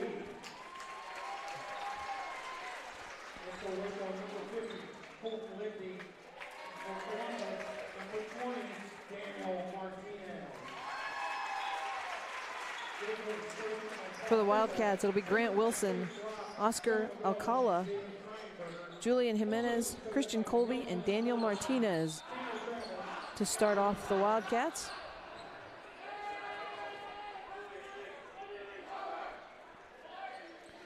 And I think the players for Columbus up giving out pink roses, I'm assuming to their mothers or maybe to people that have survived or battled breast cancer in the past. Yeah, I saw that. So I don't know if that's what it was. Put 2 and 2 together. But I couldn't figure that out either. Yeah. But like you said, some Columbus players sporting the pink socks, pink sleeves on the arm, pink shoes. Number 13 has a pair of pink shoes, a lot like Hunter's. Yeah. I think that's just seasonal, though. Oh, tip was up and good. Columbus will come away with it. I thought maybe Mason Miller's going to fly around on that side. Martinez driving in. Jimenez tried for three-pointer shot. He's going to get it from the top of the key. Going to get the 3 points early on the board for Columbus. Back the other direction they come. Here comes Isaac. Oh, his pass too far in front for Miller. It's going to slide out of bounds and go right back to the Wildcats. Full court pressure here by the Wolves. By the Warriors. Warriors. It's okay, I almost said Wapello earlier. Oh, good hands up. I mess by up with the Martinez, mascots, you mess up with the names. That's right. Mason Miller jumping high, trying to get that pick off in there. Reichenbach going to send it off of his foot, I think, out of bounds. Watson out in front of the Waco bench, passing it in.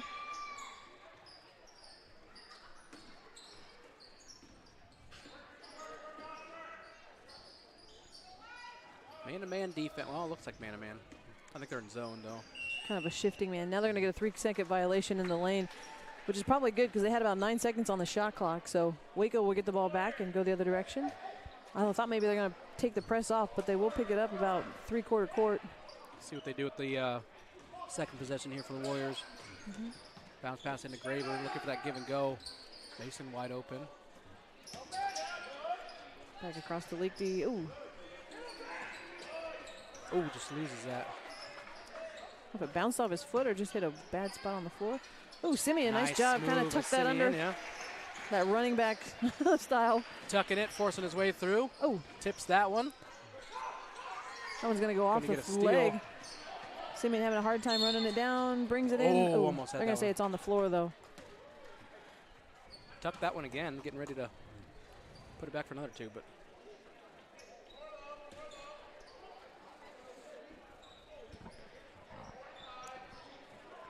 So Waco will take the ball out underneath their own basket here. up to Cody at the top. Gets a screen. I think you thought Colton was going to dive down on that. Ooh, backside pass. No. Colton's got to muscle his way in. Going to be too far off the rim. It's going to go. Are they calling that a shooting foul? I would think so. Nope. They're going to call it on the floor again. Wow, okay. But Columbus is going to pick up their second foul here in just under a minute and a half of play. Oh, good bounce down. pass into Graber. Colton or misses Cody that. leaving it a little too short.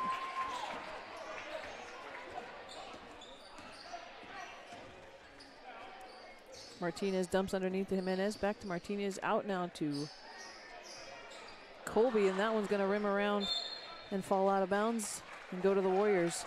Thought maybe that was going to go fall for Christian Colby, but it kind of hit all sides of the rim and came out. And now a 30-second timeout called for the Wildcats. We'll take a quick 30-second timeout ourselves.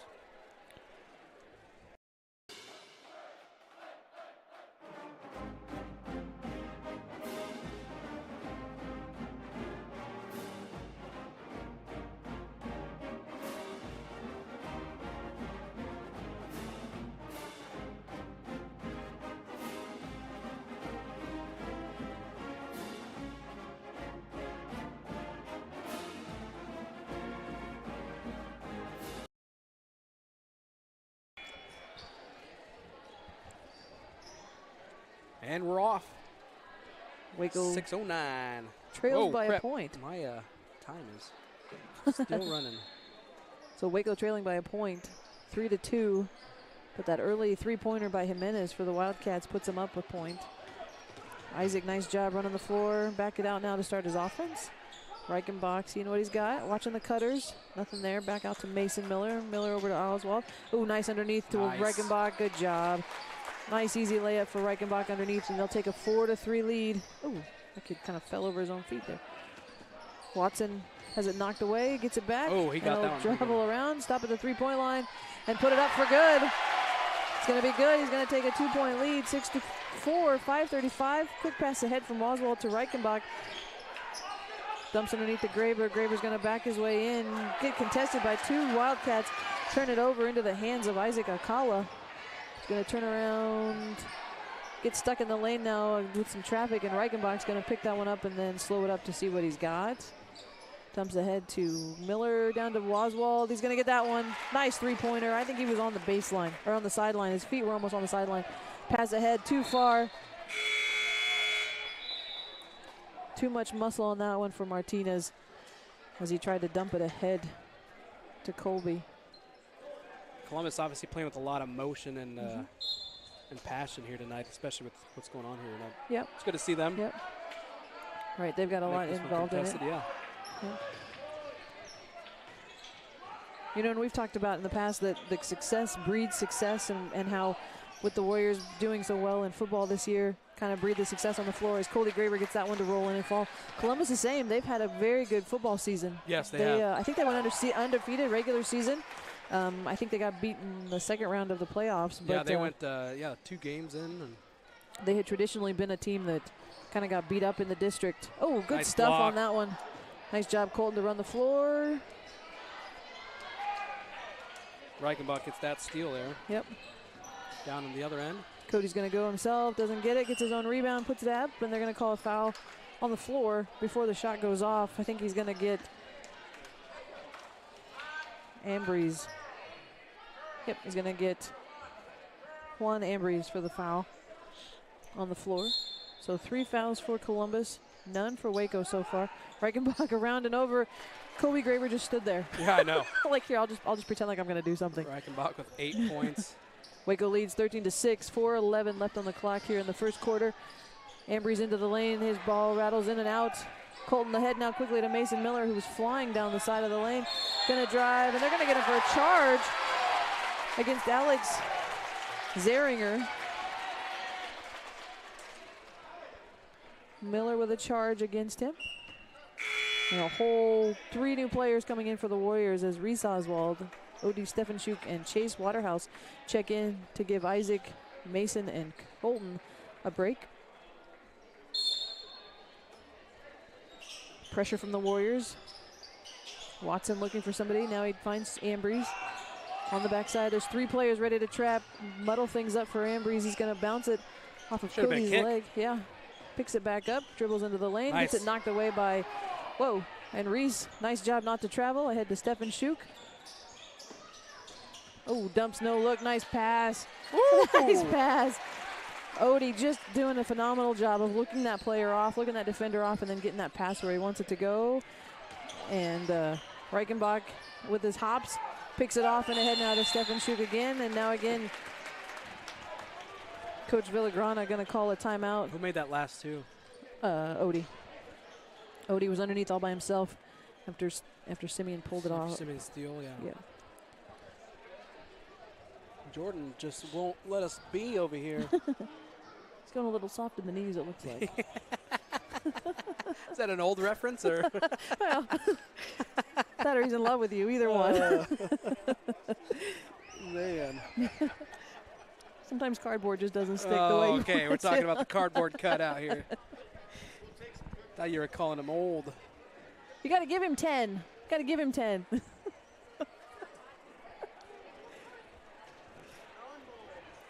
6-17, and obviously the coach for Columbus knows this is getting out of hand pretty quickly. So he's like, let's go ahead and Let's call this out. Yeah, let's stop this one first before it gets too out of hand there. Doing a good job of keeping it within striking distance there, though. Yep. Slowing the game down, playing the way that they want to play. And like I said, Waco does not like to play that way. They like to play that scrappy and quick paced. Yeah. They like that quick pace. If you play that game, you're not going to win. No, not with Waco. No. Nice pressure from the Warriors. Stefanchuk tracing him down. That long pass ahead to Colby Graber there also to pick it up, and he does. Oh, and they're going to say they're going to. Oh. They're going to say Colby's on the line. They're going to give it back to the Warriors either way.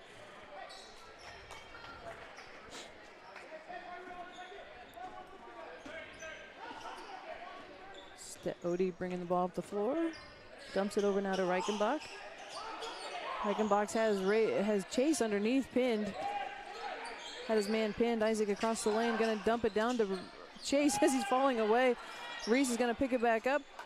No good. And Odie's going to knock it out of bounds, but it'll stay here on this end with the Warriors. And I would say the Warriors definitely have the height advantage right now. Yeah. Which is maybe Kissel's goal. by putting in this lineup. Height and Stephen Shug all the way physicality, across the yeah, lane. for sure. Yeah, Nice 2 battles his points. way in. Nice job. Stephen Shug waiting for somebody to come into his area, and they don't. Instead, they pass it ahead to Zuniga. Excuse me, Ambrose.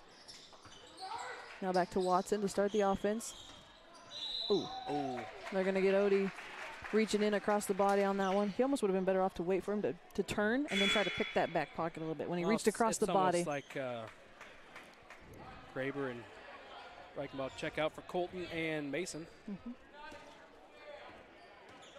It's almost like they have a honing device on Odie and Waterhouse because they just, every time they do something, it's a foul on either one of them. And Odie, a very aggressive player. I mean, he doesn't back down. He goes after very it. physical. Yep. All up in your face. And he gets away with some things, too. I mean, I shouldn't say get away, but that one off the back of the rim for Reese. It's going to roll into the locker room. And it'll be on the other side. That last pass, that last sequence, it was almost like the player was passing it to Chase. Yeah. Chase is kind of like, oh, okay, thanks. I'll take that.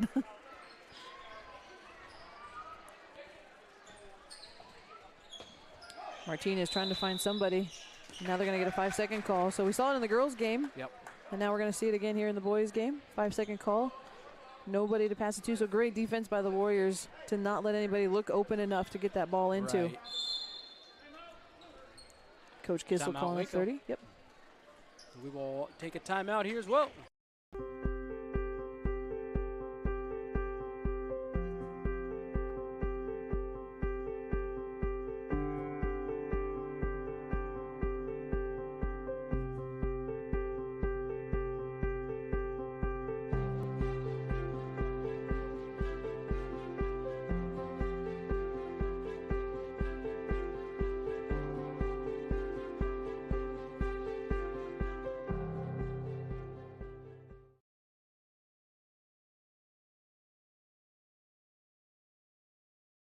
They're decent. They're not great. Okay. I know. Back after the break. 2:19 on the clock. Waco 19. Columbus 6. Maybe looking in. Almost got in trouble with the same violation that Columbus just did. Waterhouse kind of muscling his way over to Colton. Colton's going to put 2 points in for the Warriors. They weren't that far apart, but they made that work. Yeah. Cross-court pass. They're going to get a travel violation against Colby as he did. He tried to take a step. I think he thought about passing and then realized he couldn't do that, so he's going to just walk across and then, forgot to take a dribble.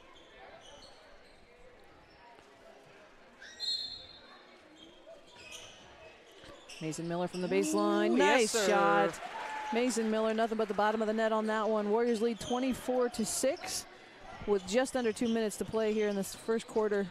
That one almost picked off by Leakty. Now it is stripped away. Mason Miller ahead to Leakty now for 2 points. Good give and go on that one.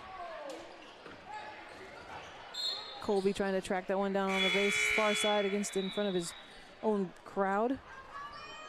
But doesn't get there in time, and it'll be Warrior ball. Watson and Frost into the game for the Wildcats. Ooh, nice dump cut. underneath. Oh. Guess we're not going to call that a foul, but good job by Odie to get the pressure called. Dumped underneath, picked off by Reese. That pass, they're going to have to call that foul. That was a foot to the face almost there. And inadvertent. He didn't mean to. I don't think he kind of fell out of bounds. Good job by Reese getting that steal, though. Yep. Reese read that one all the way. Yeah, he did. Knew he was going to overpass it. And so Mason Miller will head to the line to shoot 2. They're missing 2 points for us. From who? Odie just scored the last 2. Colton scored the time before that. Reese makes his last one, or Mason makes his first one. Right. And a second one as well. Yep. So 28-6 is on the scoreboard. Minute 28 left in the game. For the first quarter, I'm sorry, not in the game, in the first quarter.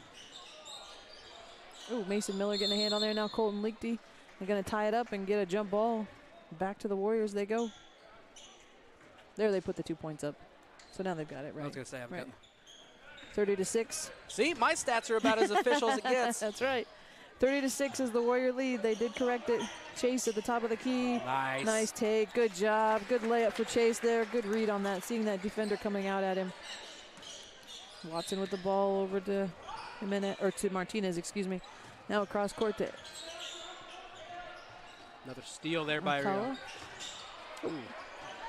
Alcala. Alcala steals it back, kicks off the leg of Waterhouse. Stefanchuk, I thought he was going to give a one-handed shot to Mason. He does now. Mason gets that one just a little too short. Good. He was on track, you're right, just a little, left it a little short on the front end. We're like 4 feet above the rim on this side, folks. Kind of a weird angle. Yeah, sometimes. that thing looked great. Nice steal there by Odie. Oh. Nice job of Reese, though, trying to make that contact. Hand than I heard the ball, but nice job, though, trying to.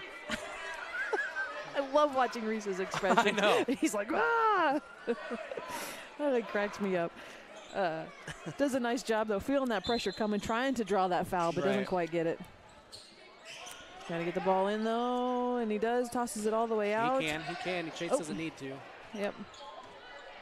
It's all right. He got it in. I understand what Chase's thought was there, but you're right. It could have bounced and gone to the backside. Nice give and go. Yep, very good. Nice right hand for Colton Leakty.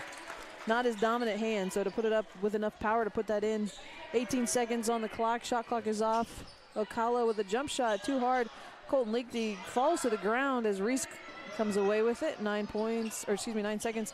Quickly ahead to Miller. Tries to dump it down to Chase Waterhouse, but it's picked off by Martinez, and he's going to go the other way as the crowd counting down. Oh, my. Oh, that was online from Watson. Yeah, it was. I thought maybe that one was going to fall. So the Warriors ending the first quarter 34-6.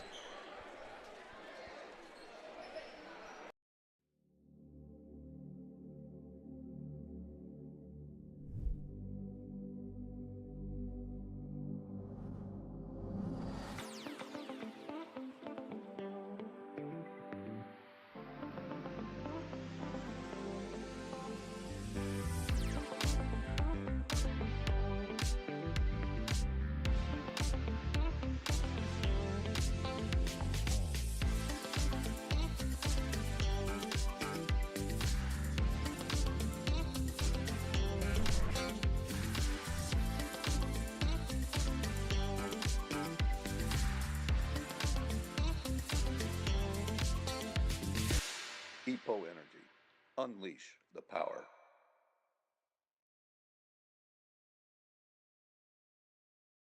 Just one quarter.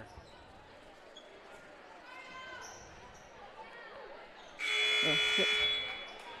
Hunter Hughes, Cole Hildebrand, Cody, and Isaac check in for the Warriors. And Simeon's in too. That's the fifth. Change all of this. Oh, thought he was going to pass that back to the backcourt. Cole Hildebrand, nice job sneaking in there and getting the steal. Tries to pass it over to Reichenbach. He's got to track it down. Passes up to Isaac. Isaac at the top of the key, going to shoot a three. Ooh, that one rolls all the way around. Pops back out, and Ryan Coyle going to pick it up, and they're going to get Hunter Hughes for a quick foul right here as he starts off. Kind of a reaching foul popping across there. So Wildcats will get it right in front of their own bench. Inbound from Watson to Coyle, and right back to Watson. He'll cross the timeline with Cole Hildebrand right in his face. Nice job staying straight up. Ooh, no fouls there from Simeon or Cole. Tracking him down. Ooh. Dumps it across to Alcala. Alcala's going to try a three-pointer off the glass and into the hands of Isaac Oswald. Oswald quickly ahead to Simeon Reichenbach, who runs the length of the floor. Nice job with the left hand and the kiss off the glass. I think he wanted to dunk it, but he lost control of it. Too. And from the left side, I think that would have been a weird way to take it up. So Cole Hildebrand almost knocked that one away.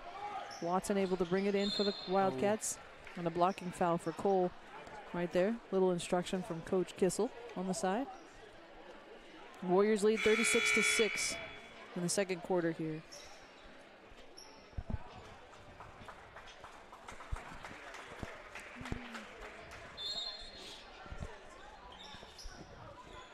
Dumped underneath the Coyle, back out to Watson. Watson with a long three-point attempt.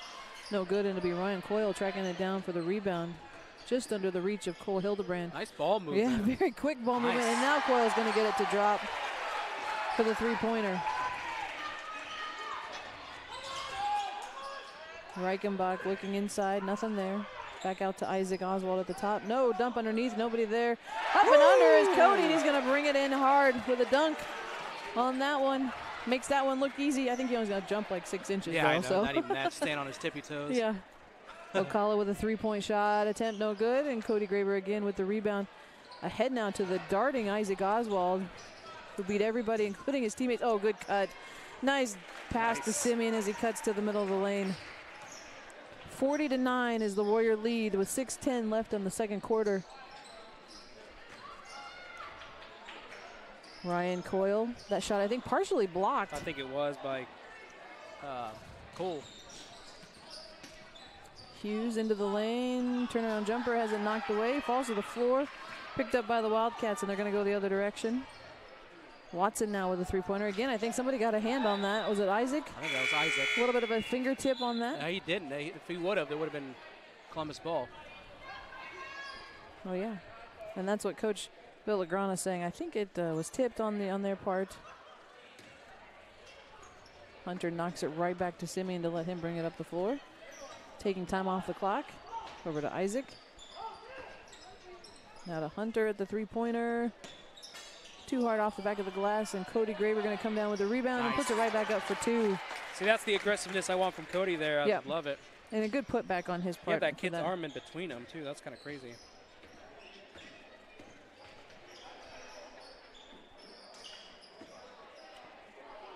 We're just playing that 1-3-1 defense. I like it. Yep. That shot too hard off the side of the rim for Ocala. Back to Colby on their side, though. And now Cody Graber able to bring it in. Oh. Darting Hunter Hughes. Isaac Oswald going straight forward into the lane is Hunter. He'll take it up and get hammered by about 3 different players, but he's going to get that one to fall. Kid was all over him, and he managed to get the points up. That's good. He did. Finished the old three-way 3-point player. Yeah, the old-fashioned way. So a shout-out from people in Colorado. Isaac and Reese, their aunts, are watching in Colorado. Nice. They say go Waco. Isaac and Oz and Reese both having great games so far, although with a 45-9 lead at this point, we probably won't see them in the game together much. Yeah, I think it's going to mix and match. Maybe. A couple players here and there. But oh, Cole Hildebrand flying out of everywhere.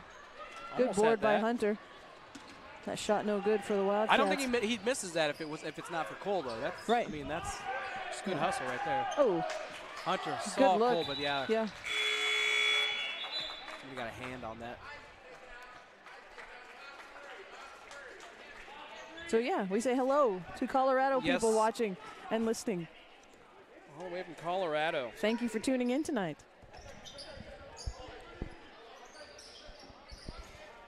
Isaac. Ooh. We're going to get a 3-second. Okay. Oh, okay. I was like, nobody touched him. Why are they calling a foul? But, yeah.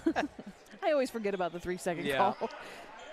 I was also often in the lane and getting the 3-second call, just as a side note. So you should be very familiar with it. I should be. I was just impressed to be that far down the floor. Colby, takes a step. They're going to call a travel on that. Yeah, readjusted his feet just to. If he would have added a dribble, he would have been okay. It's a good idea. He just needed to add that extra little dribble in there to set himself up. 4:21 on the clock. Oh, Coach Kissel calling a full timeout. Kissel. Yep. So the Warriors leading 45-9, 4:20.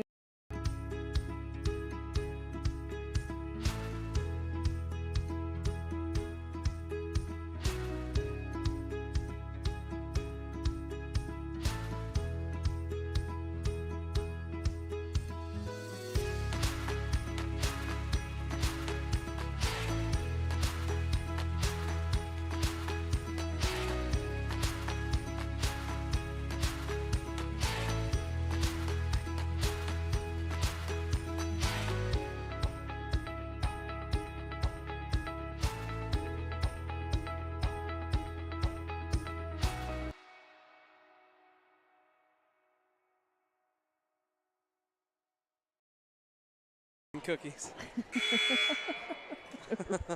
Raisin cookies. That's like the worst disappointment ever. You take a bite into a cookie thinking it's chocolate chip and it ends up being raisin. The only thing worse, you think you're getting water and it ends up being Sprite. You're like, whoa. Yeah, that's some really.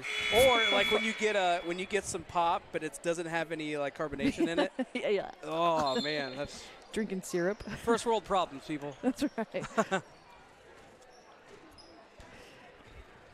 9-45 the score here with about 4:16 left to go on the clock. Shot by Oh. Hildebrand. Off the mark just a little bit. He kind of knew that. Hey, you got to take it. He was way too open. Tried for it. Hit the side of the rim. He knew the minute I think it left Yep, his I hand. think It he wasn't did going to too. go where he wanted it to go. Oh, There he's almost going to gets try that to get it steal, back. though. They're going to call him for a reaching foul on that one. So 5-5 is the fouls. Even up as Ryan Coyle checking into the game for Oscar Alcala. Hard bounce pass over to Colby. Reichenbach and Hunter Hughes in his face immediately. Hughes getting a hand on that one.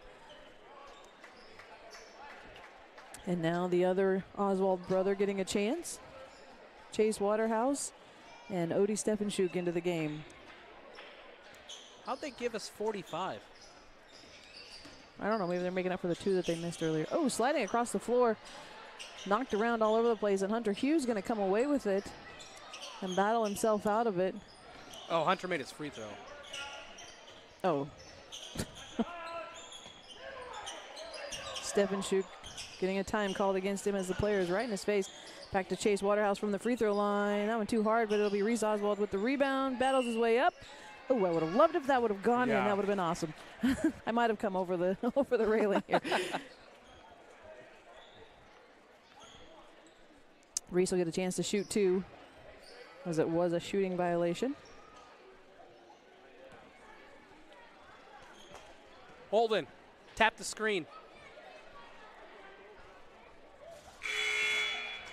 It got it super dark. Yeah. Reese makes his first free throw. Yeah, I was going to say Reese got that first one.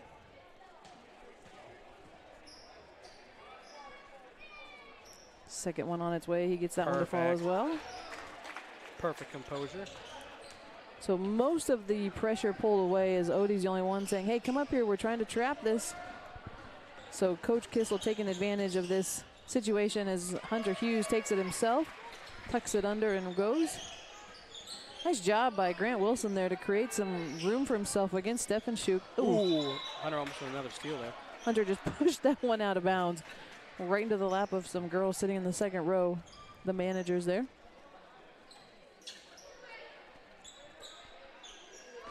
Alex Zeringer passing in. Grant Wilson loses his footing. Back out to Ryan Coyle. Nice shot by Coyle. He's got 2 of those tonight. That seems to be his favorite spot to shoot from. He likes that spot. It's like Edwards at Winfield. Yeah. Shooting from the wing. Good screen by Chase Waterhouse there, and then goes down and gets the rebound. And he's going to get caught on the arm when he tries to put it back up. So he'll get a chance to shoot 2 as well.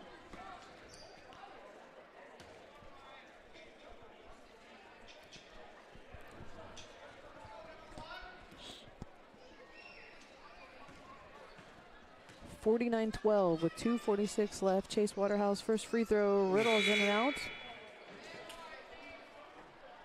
Colton Leakty checking in for Cody Graber.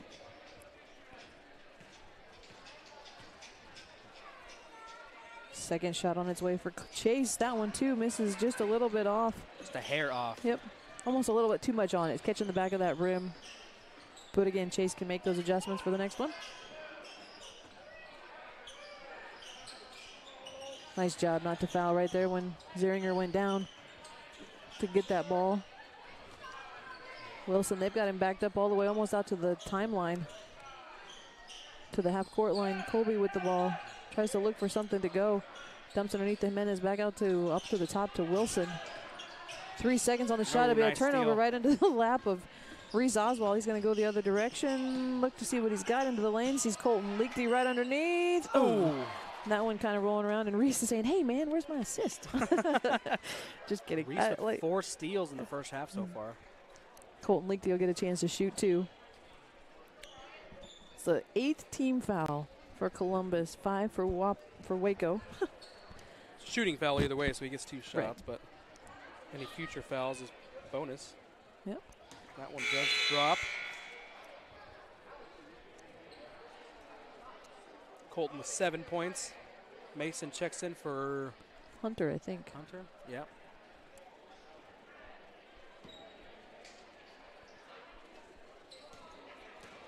Second shot on the way for Colton. Gets That's that one to good. go as well. 51-12 is the Warriors' lead. 2 minutes until the half. Mason Miller doing a nice job keeping up with Wilson, and they're going to trap at the top. Nice trap. Lichty and Ooh, Mason. Yep. that was Carey. Tries to tuck it in. Coyle with another 3-point shot. That one too long. And off the mark, and Stefanchuk will run it down. Bring it the other way. Nice look. Wow. Wow. Unbelievable. Yeah. Odie's vision Court for the vision. court, yeah, is just, it always, His awareness you'd think by is now through I the would be roof. used Yeah. to it, but I'm always caught off guard. His awareness is it's through the roof. He's got, I mean, he's got like quarterback vision down the field. You're constantly looking down. And There's Reese. Nice job, Reese, right in front of us here. Gets a 3-pointer to fall. 56-12 is the score. Lichty with 10 points. Oswald with 5. Okay. Mason Miller, nice job playing defense, not committing a foul, but keeping pressure on. Ooh, got a hand Nice on steal that, there by able to Mason. strip it away. Oh. Oh, bounces through his There we legs, go. falls Gets over. again. There you go. Here, Had to take get the this hard quick. way. Yeah. Now to Chase, quick up and under, nice job. Good ball movement for the Warriors on that. Less than a minute here, 44 seconds on the clock, just a little bit off from the shot clock. So Columbus will have a chance to run some time down, but Grant Wilson going to take a shot from the top of the key. It's going to hit the rim and fall into the hands of Colton Lichty. His pass ahead to Odie Stefanchuk. Looking back, Reese over to Lichty. Lichty saying I could shoot this, but I'm going to drive and dump off to Miller. Miller to Waterhouse at the top of the lane, into the lane. Nice little 2 step around. points. Yep, Good job, Waterhouse. good little step around. Yeah, great footwork. Good awareness to step where the open spot is, holding that trigger. Nice. Whoa, that was the high arching shot from Colby, but he gets to fall, making the score 15 for Wildcats. And Stefanchuk says, here, I can do that too. With the bank just before the buzzer. The bank is open for Odie. 63-15, they head to the break. 63-15 at half. That will do it for us here as we will have some halftime entertainment. We will get you guys some commercials here, and then we'll be back to break down the first half and bring the second half action to you guys as we hear words from our local.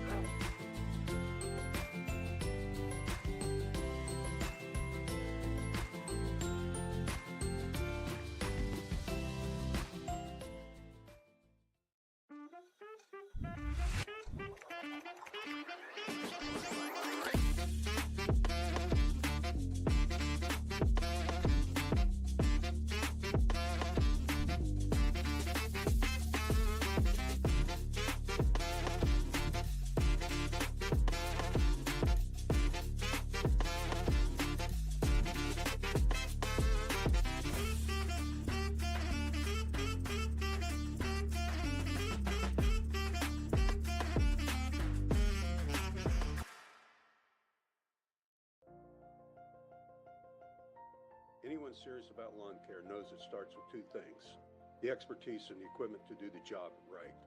Egley Landscapes is the only local company that provides expert lawn care and landscaping. Let the experts with the equipment from Egley's pay a visit to your lawn. Our horticulturists have the knowledge to guide you through a lawn care plan, and they won't sell you services you don't need. Egley Landscapes has the knowledge and expertise you can trust to revitalize the landscape of your home or commercial property. Egley Landscapes. Check us out online at egleylandscapes.com.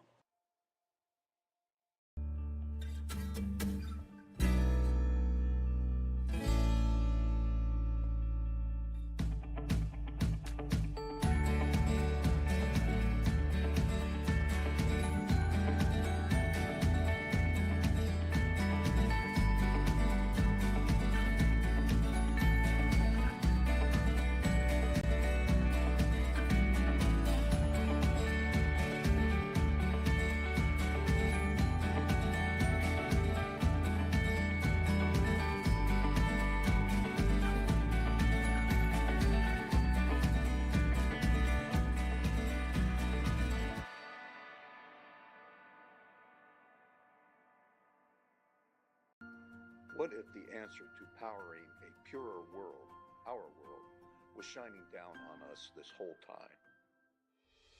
All we have to do is unleash its infinite power. Our goal here at EPO Energy is to unleash the infinite power of the sun.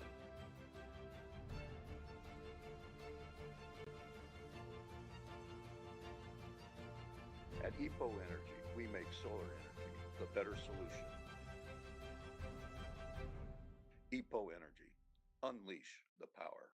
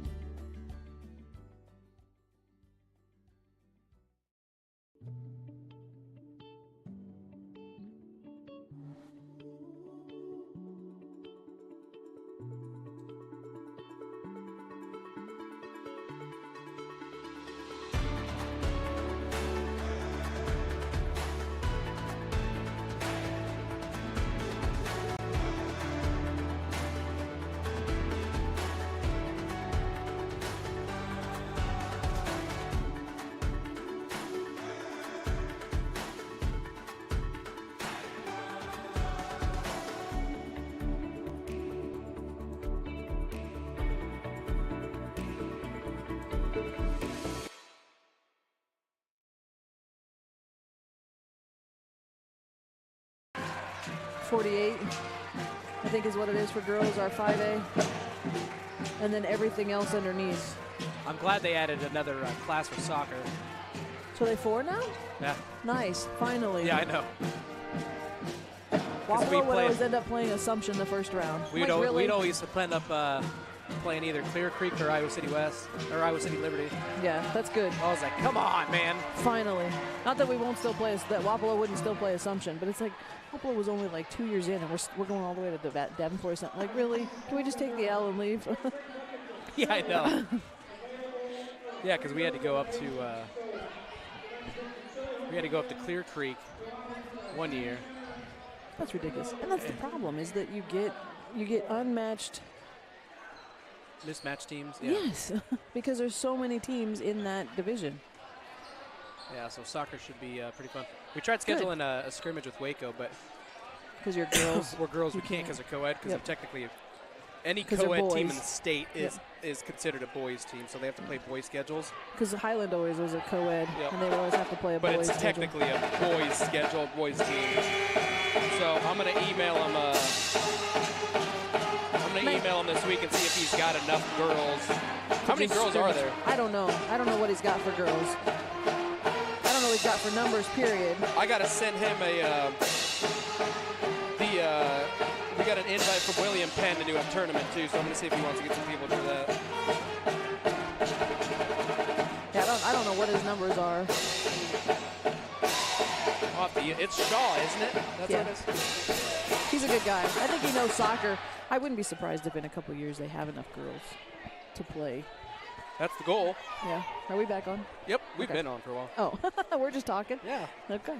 That's what you get what you pay for. This is the price of admission right here. That's right. We're talking all things athletics. So you think we'll play Mediapolis for the shootout, for the conference? Either Mediapolis or West Burlington. Okay. Or no, what did I say? Yeah, Mediapolis. Well, you said West Burlington was in 1 and Mediapolis was in 2? So if we're in 2, we would line up with Mediapolis for the conference shootout. People are starting to leave now that these kids have played. Oh, that's why there were so many people. Clear the floor. They got to clear the floor. We got to clear the floor. Yeah, so Burlington Notre Dame's in first. Okay. Mediapolis is second. West Burlington's third. Holy Trinity's fourth. Holy Trinity is 8 and 7. Oh, Burlington Notre Dame is first. I thought Yes. I was thinking West Burlington. West I'm sorry. Burlington third. Just having to mix those two teams up. Yeah, Burlington. It's really annoying. So now it looks like the teams, the floor is finally cleared of people leaving. Officer Orr. We've got Over there. continuous clock this second half too. Yep. Why does this ticker keep coming off?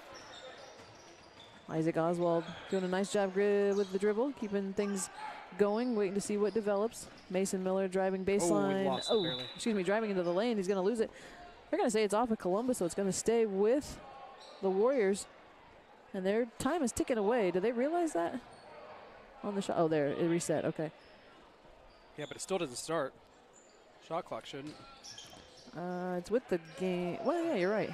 I don't know. Nice rebound. Good rebound. Yep. Fighting for it again. Now it's going to stay again here with the Warriors. And there they stopped it at 29. Yeah, the shot clock the should game- stop. But the game clock keeps continues. going, Okay. yes. Okay. That makes sense. Man, this gym really cleared out. Yeah, well, yeah, kind of. Nice pass in to Reichenbach. Tracks it down. Some sort of miracle, they come back and Oh, they're going to get Alcala with the foul on the backside as see, now Mason the was shot going clock up. should stop for this. It does. And the clock should stop. Yes. Yeah. Fouls and timeouts, right? Fouls, shooting fouls and timeouts. Right. Yeah.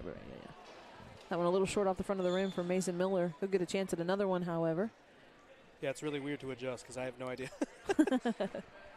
Continuous clock is not a regular thing we're kind of used to. And that one rolls around, I think touches every piece of that rim before it falls in for a point as Waco taking the lead 64, even more of a lead, I should say, 64-15. And the starting minutes of this third quarter, back out to Colby. Oh, took a whole extra step. I haven't seen this official down here, for a while. Samantha Jameson. Yeah. This is actually her first year of doing varsity, I think. Really? Oh, yeah. She had been doing I've a seen lot her of do JV. JV games. Yep. she's gotten a lot better. She does a good job, I feel like. Gotten a lot more confident with her calls as she's come along. She's been doing JV games now for 3 or 4 years. Isaac Oswald with a 3-point shot. It's good. From just in front of Coach Kissel right there on the baseline. Every time I see him after the game, I say, hey, nice job with your threes.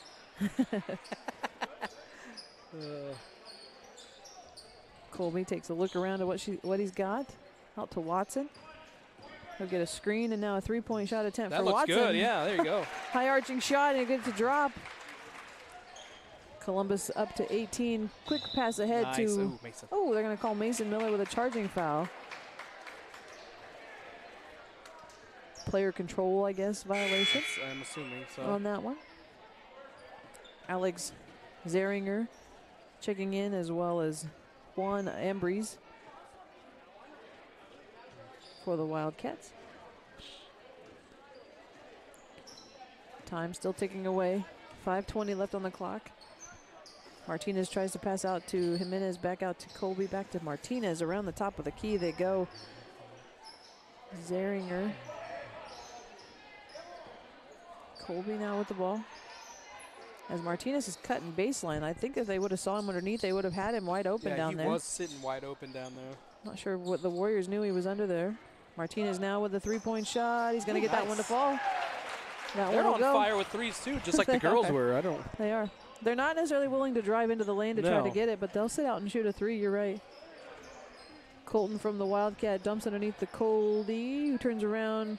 Colton cutting behind him. I think he didn't know if he was going to pass or just shoot it for it. What was going to happen there? He's like, never mind, I'll just shoot this. Yeah, I'll just take it. I'll just get this in myself. You're in my way. I'm just going to take it. He did. I thought he was. Nice pass ahead from Colton after the steal over to Isaac. Nice up and under for Isaac. Good play. Makes that one look smooth and easy on that end. This is easy when it's continuous clock. I don't have to stop it and start. 71-21 is the lead. Colton Leakty giving that one away. He's going to go all the way. Tries to go up. Oh, a nice hard foul as they both go down, but Martinez definitely hitting a little bit harder. Kind of landed a little bit on Colton too, so I wonder if he bent in a weird direction on that one. He is up now. I think Colton Leakty was thinking dunk all the way there, and Martinez was thinking, I'm not going to let that happen. I don't think he was thinking dunk. You don't think? I thought maybe it was. Not from the right side. Oh, that's true. He might have contemplated out from the left. Yeah, I know. He does everything else right-handed, but these lefties, I tell you what. Get 4 new substitutions, everybody but Colton. Got Waterhouse, Hughes, Oswald, Stefanchuk, and I'm assuming we got nope. Oh, we're gonna leave Colton out there. Colton gets that one to fall. And the Warriors dropping everybody back. There's nobody in the lane for the Warriors. They're leaving it all up for the Columbus to rebound.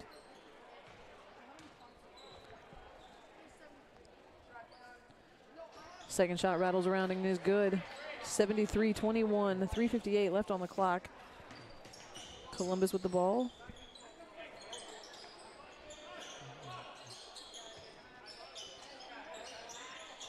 Tries to dump it underneath. Colton Leakty getting a hand in there. I'm not sure he knew where that went at first. All the way across the floor to Hunter Hughes. Almost under the basket. Finds his poise and puts it up for 2 points. Good awareness to find out where that basket's at. Good look ahead for Colton, too, to see them running down the floor. Alcala's shot off the back of the rim. Ambry's back out to Watson. Watson's 3-pointer is going to get to go. Another 3. Yep. Hunter Hughes quickly ahead. Looking underneath the Waterhouse. Waterhouse should turn back the other to way. The basket. Colton Leakty trying a 3-pointer. He's going to get that one to fall. Colton Leakty not traditionally or typically your 3-point shooter, but he made that one look easy. Watson tries to dump underneath. Now out to Ambrose, over to Zeringer across the top of the key. And quite a ways away from the top of that 3-pointer. Oh, good behind the back dribble for Hunter. Step through, tries to get rid of it. Not sure what's going on there. Tries to, kind of lost it halfway. Well, I think somebody got a hand on it, and then he tried to readjust, and he kind of lost it. I thought maybe tried to pass it back, too. So, timeout called. But I'm not sure by who. Me neither.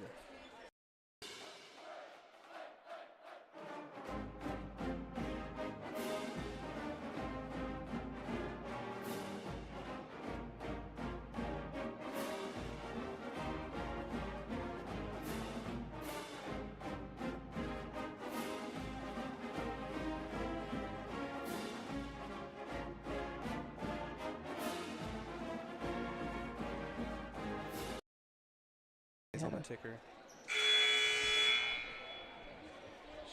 Back after the break. Waco leading this one 24-78. 78-24. Math, if you're watching. Sorry.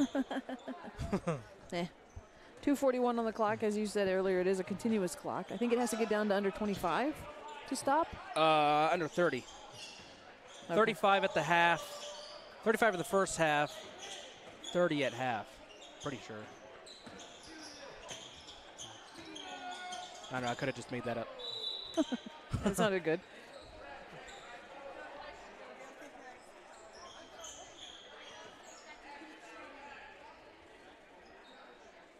Bounce pass into Hughes. Got JV checking in for Columbus here.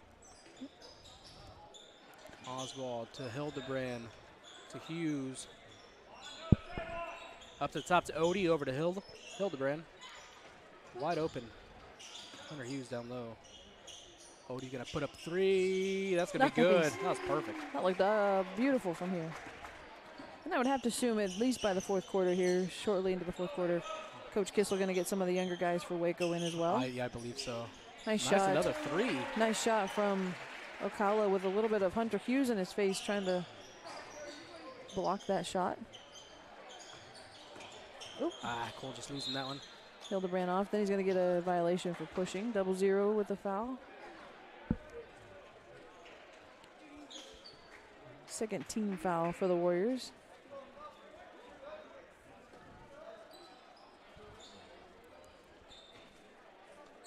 Coach Kissel haven't pulled the trigger yet on the JV yet, but probably a fourth quarter thing. Another 3 ball. Ooh, almost good. Hunter Hughes with a nice defense rebound here. Is going to go down. Now we'll look past to Odie. Can't quite get that one. A little too far ahead of Odie. Couldn't quite wrap it in.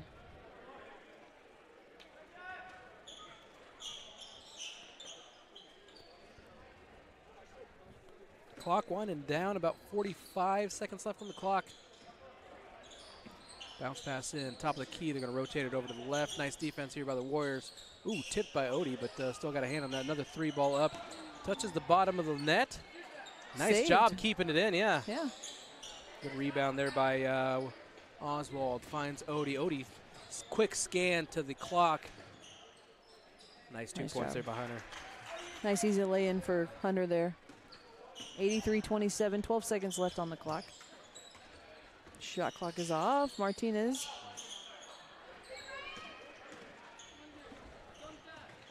Nice. Oh, good lay-in for Odie. And that'll do it for the third quarter. End of the third quarter, folks. We will jump into another word from our local sponsors, and then we will bring the fourth quarter action.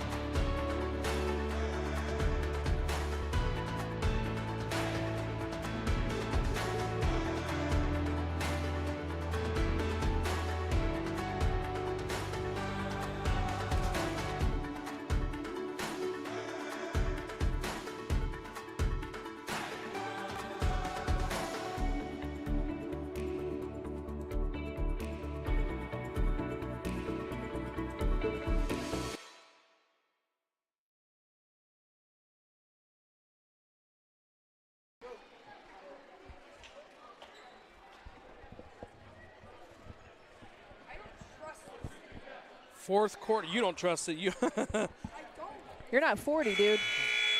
I'm hoping you're going to catch me when I just jump off I of was this. going to say, either that or we're smashing some high school band members down here. They've all left. We're on our own. Oh, okay, good. We're on our own. So it's down just here. us. Hopefully Yep. they got good insurance. I might wait till everybody clears out and then get down. So if I fall, nobody sees it. Nice put up for Brett Robinson. A little short though, but the Warriors. Warriors with the JV in. Yep. Noah Freed, Isaac Rich, Clayton Miller, Kieran Lugens, and Cole Hildebrand stay in for this half, for this quarter.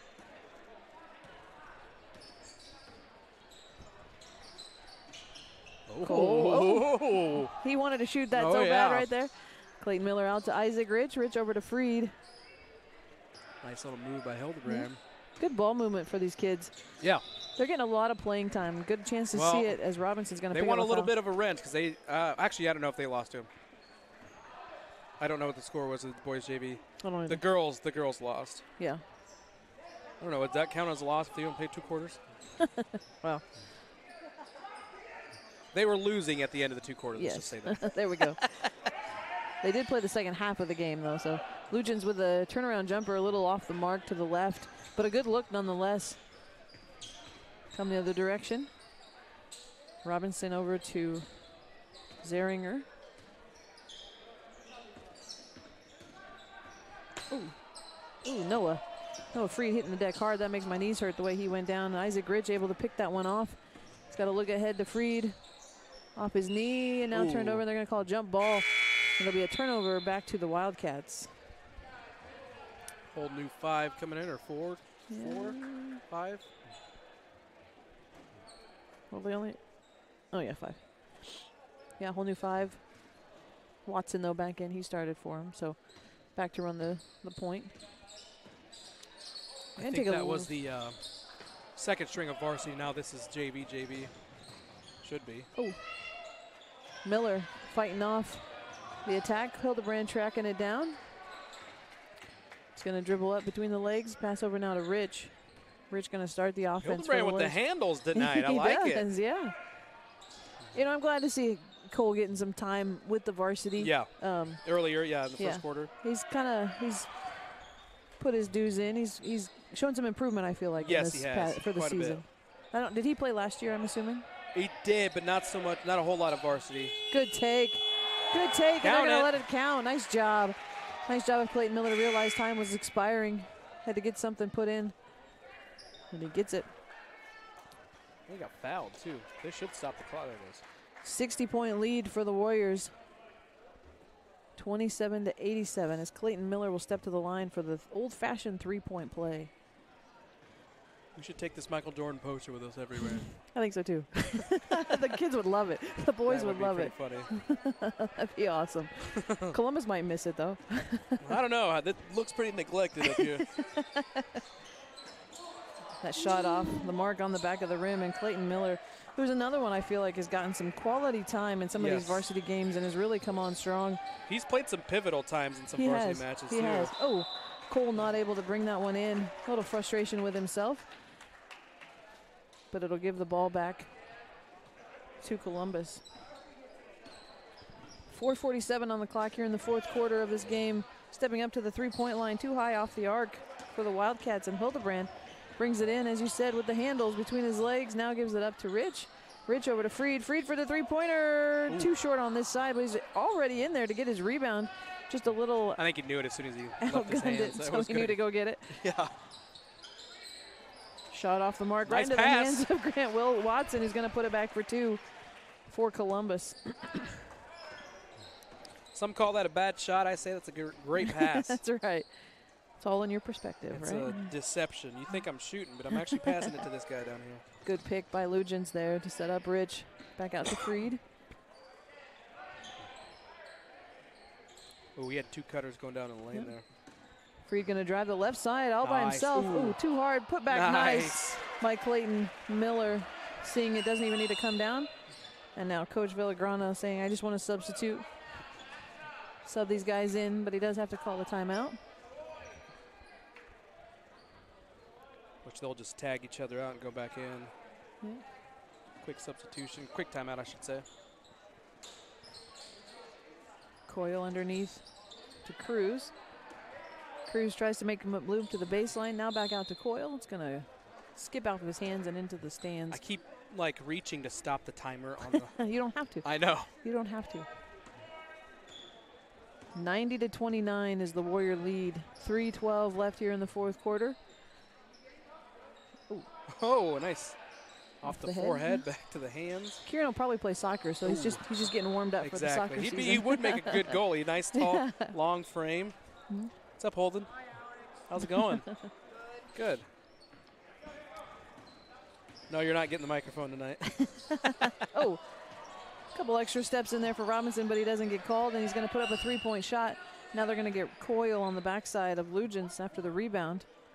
Foul number 5. Hard on the arm, he says. But as you said, it's not a shooting violation, so the clock does not stop. Continue to tick down to 2:30. Here's the Warriors' lead. Rich, nice job, nice patience, waiting for things to develop. Freed out, he's going to try for a 3-pointer. That one off the mark, and Hildebrand. Nice rebound. Oh. Again, was it a bad pass or a bad shot, or just a good shot? Great pass is what that is. There we go. Nice turnaround from Cole. Puts it in. And the highest one jumping off the bench is Reese Oswald. It's like he just made that thing. Dumping underneath, knocked around, kind of a scrum situation. Yeah, a couple Columbus players fighting for their on their own team. Yeah, with each other there. And jump ball is going to be in favor of the Warriors. Oh, some broken glasses for Luis Cruz. He says he's okay, but are off. Minute 38 on the clock. Isaac Rich taking his time. Makes his move around Robinson, tries to drive in, loses the handle a little bit, and into the hands of Ryan Coyle, who pushes ahead. Rich trying to grab it back without fouling. Coyle with a 3-point shot. Rolls around and out. Nice. Mason Miller pulling it down, running the other direction. Tucks it in and puts it in easily for 2 points. Clayton Miller having a night here since he's been in. Plays a lot like his dad. Yeah, he's playing very quick, very instinctive. Doesn't look like he's thinking at all. He's just moving. That's good. Just goes. Cole Hildebrand there with a rebound. Nice job for Cole. Under a minute here, Isaac Ridge tries to drive in, almost loses the handle. Off the foot, off the kicking foot of the official. Is that a kick? Can we start the violation? Should be That's a right. kick.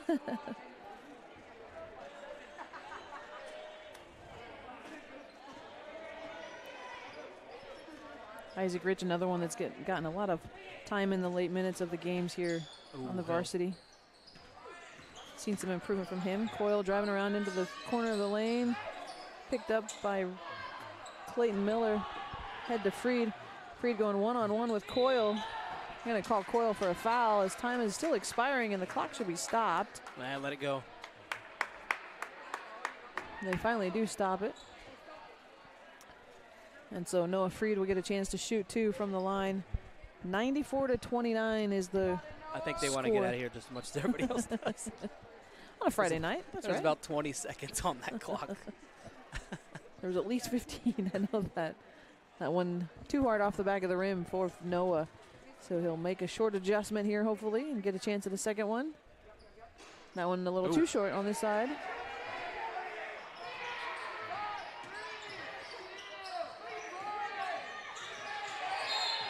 Oh, Isaac Rich gonna get called. That will do it. Yep. Waco 94, Columbus 29, as that is the final score here tonight with back-to-back wins on the varsity and girls and boys.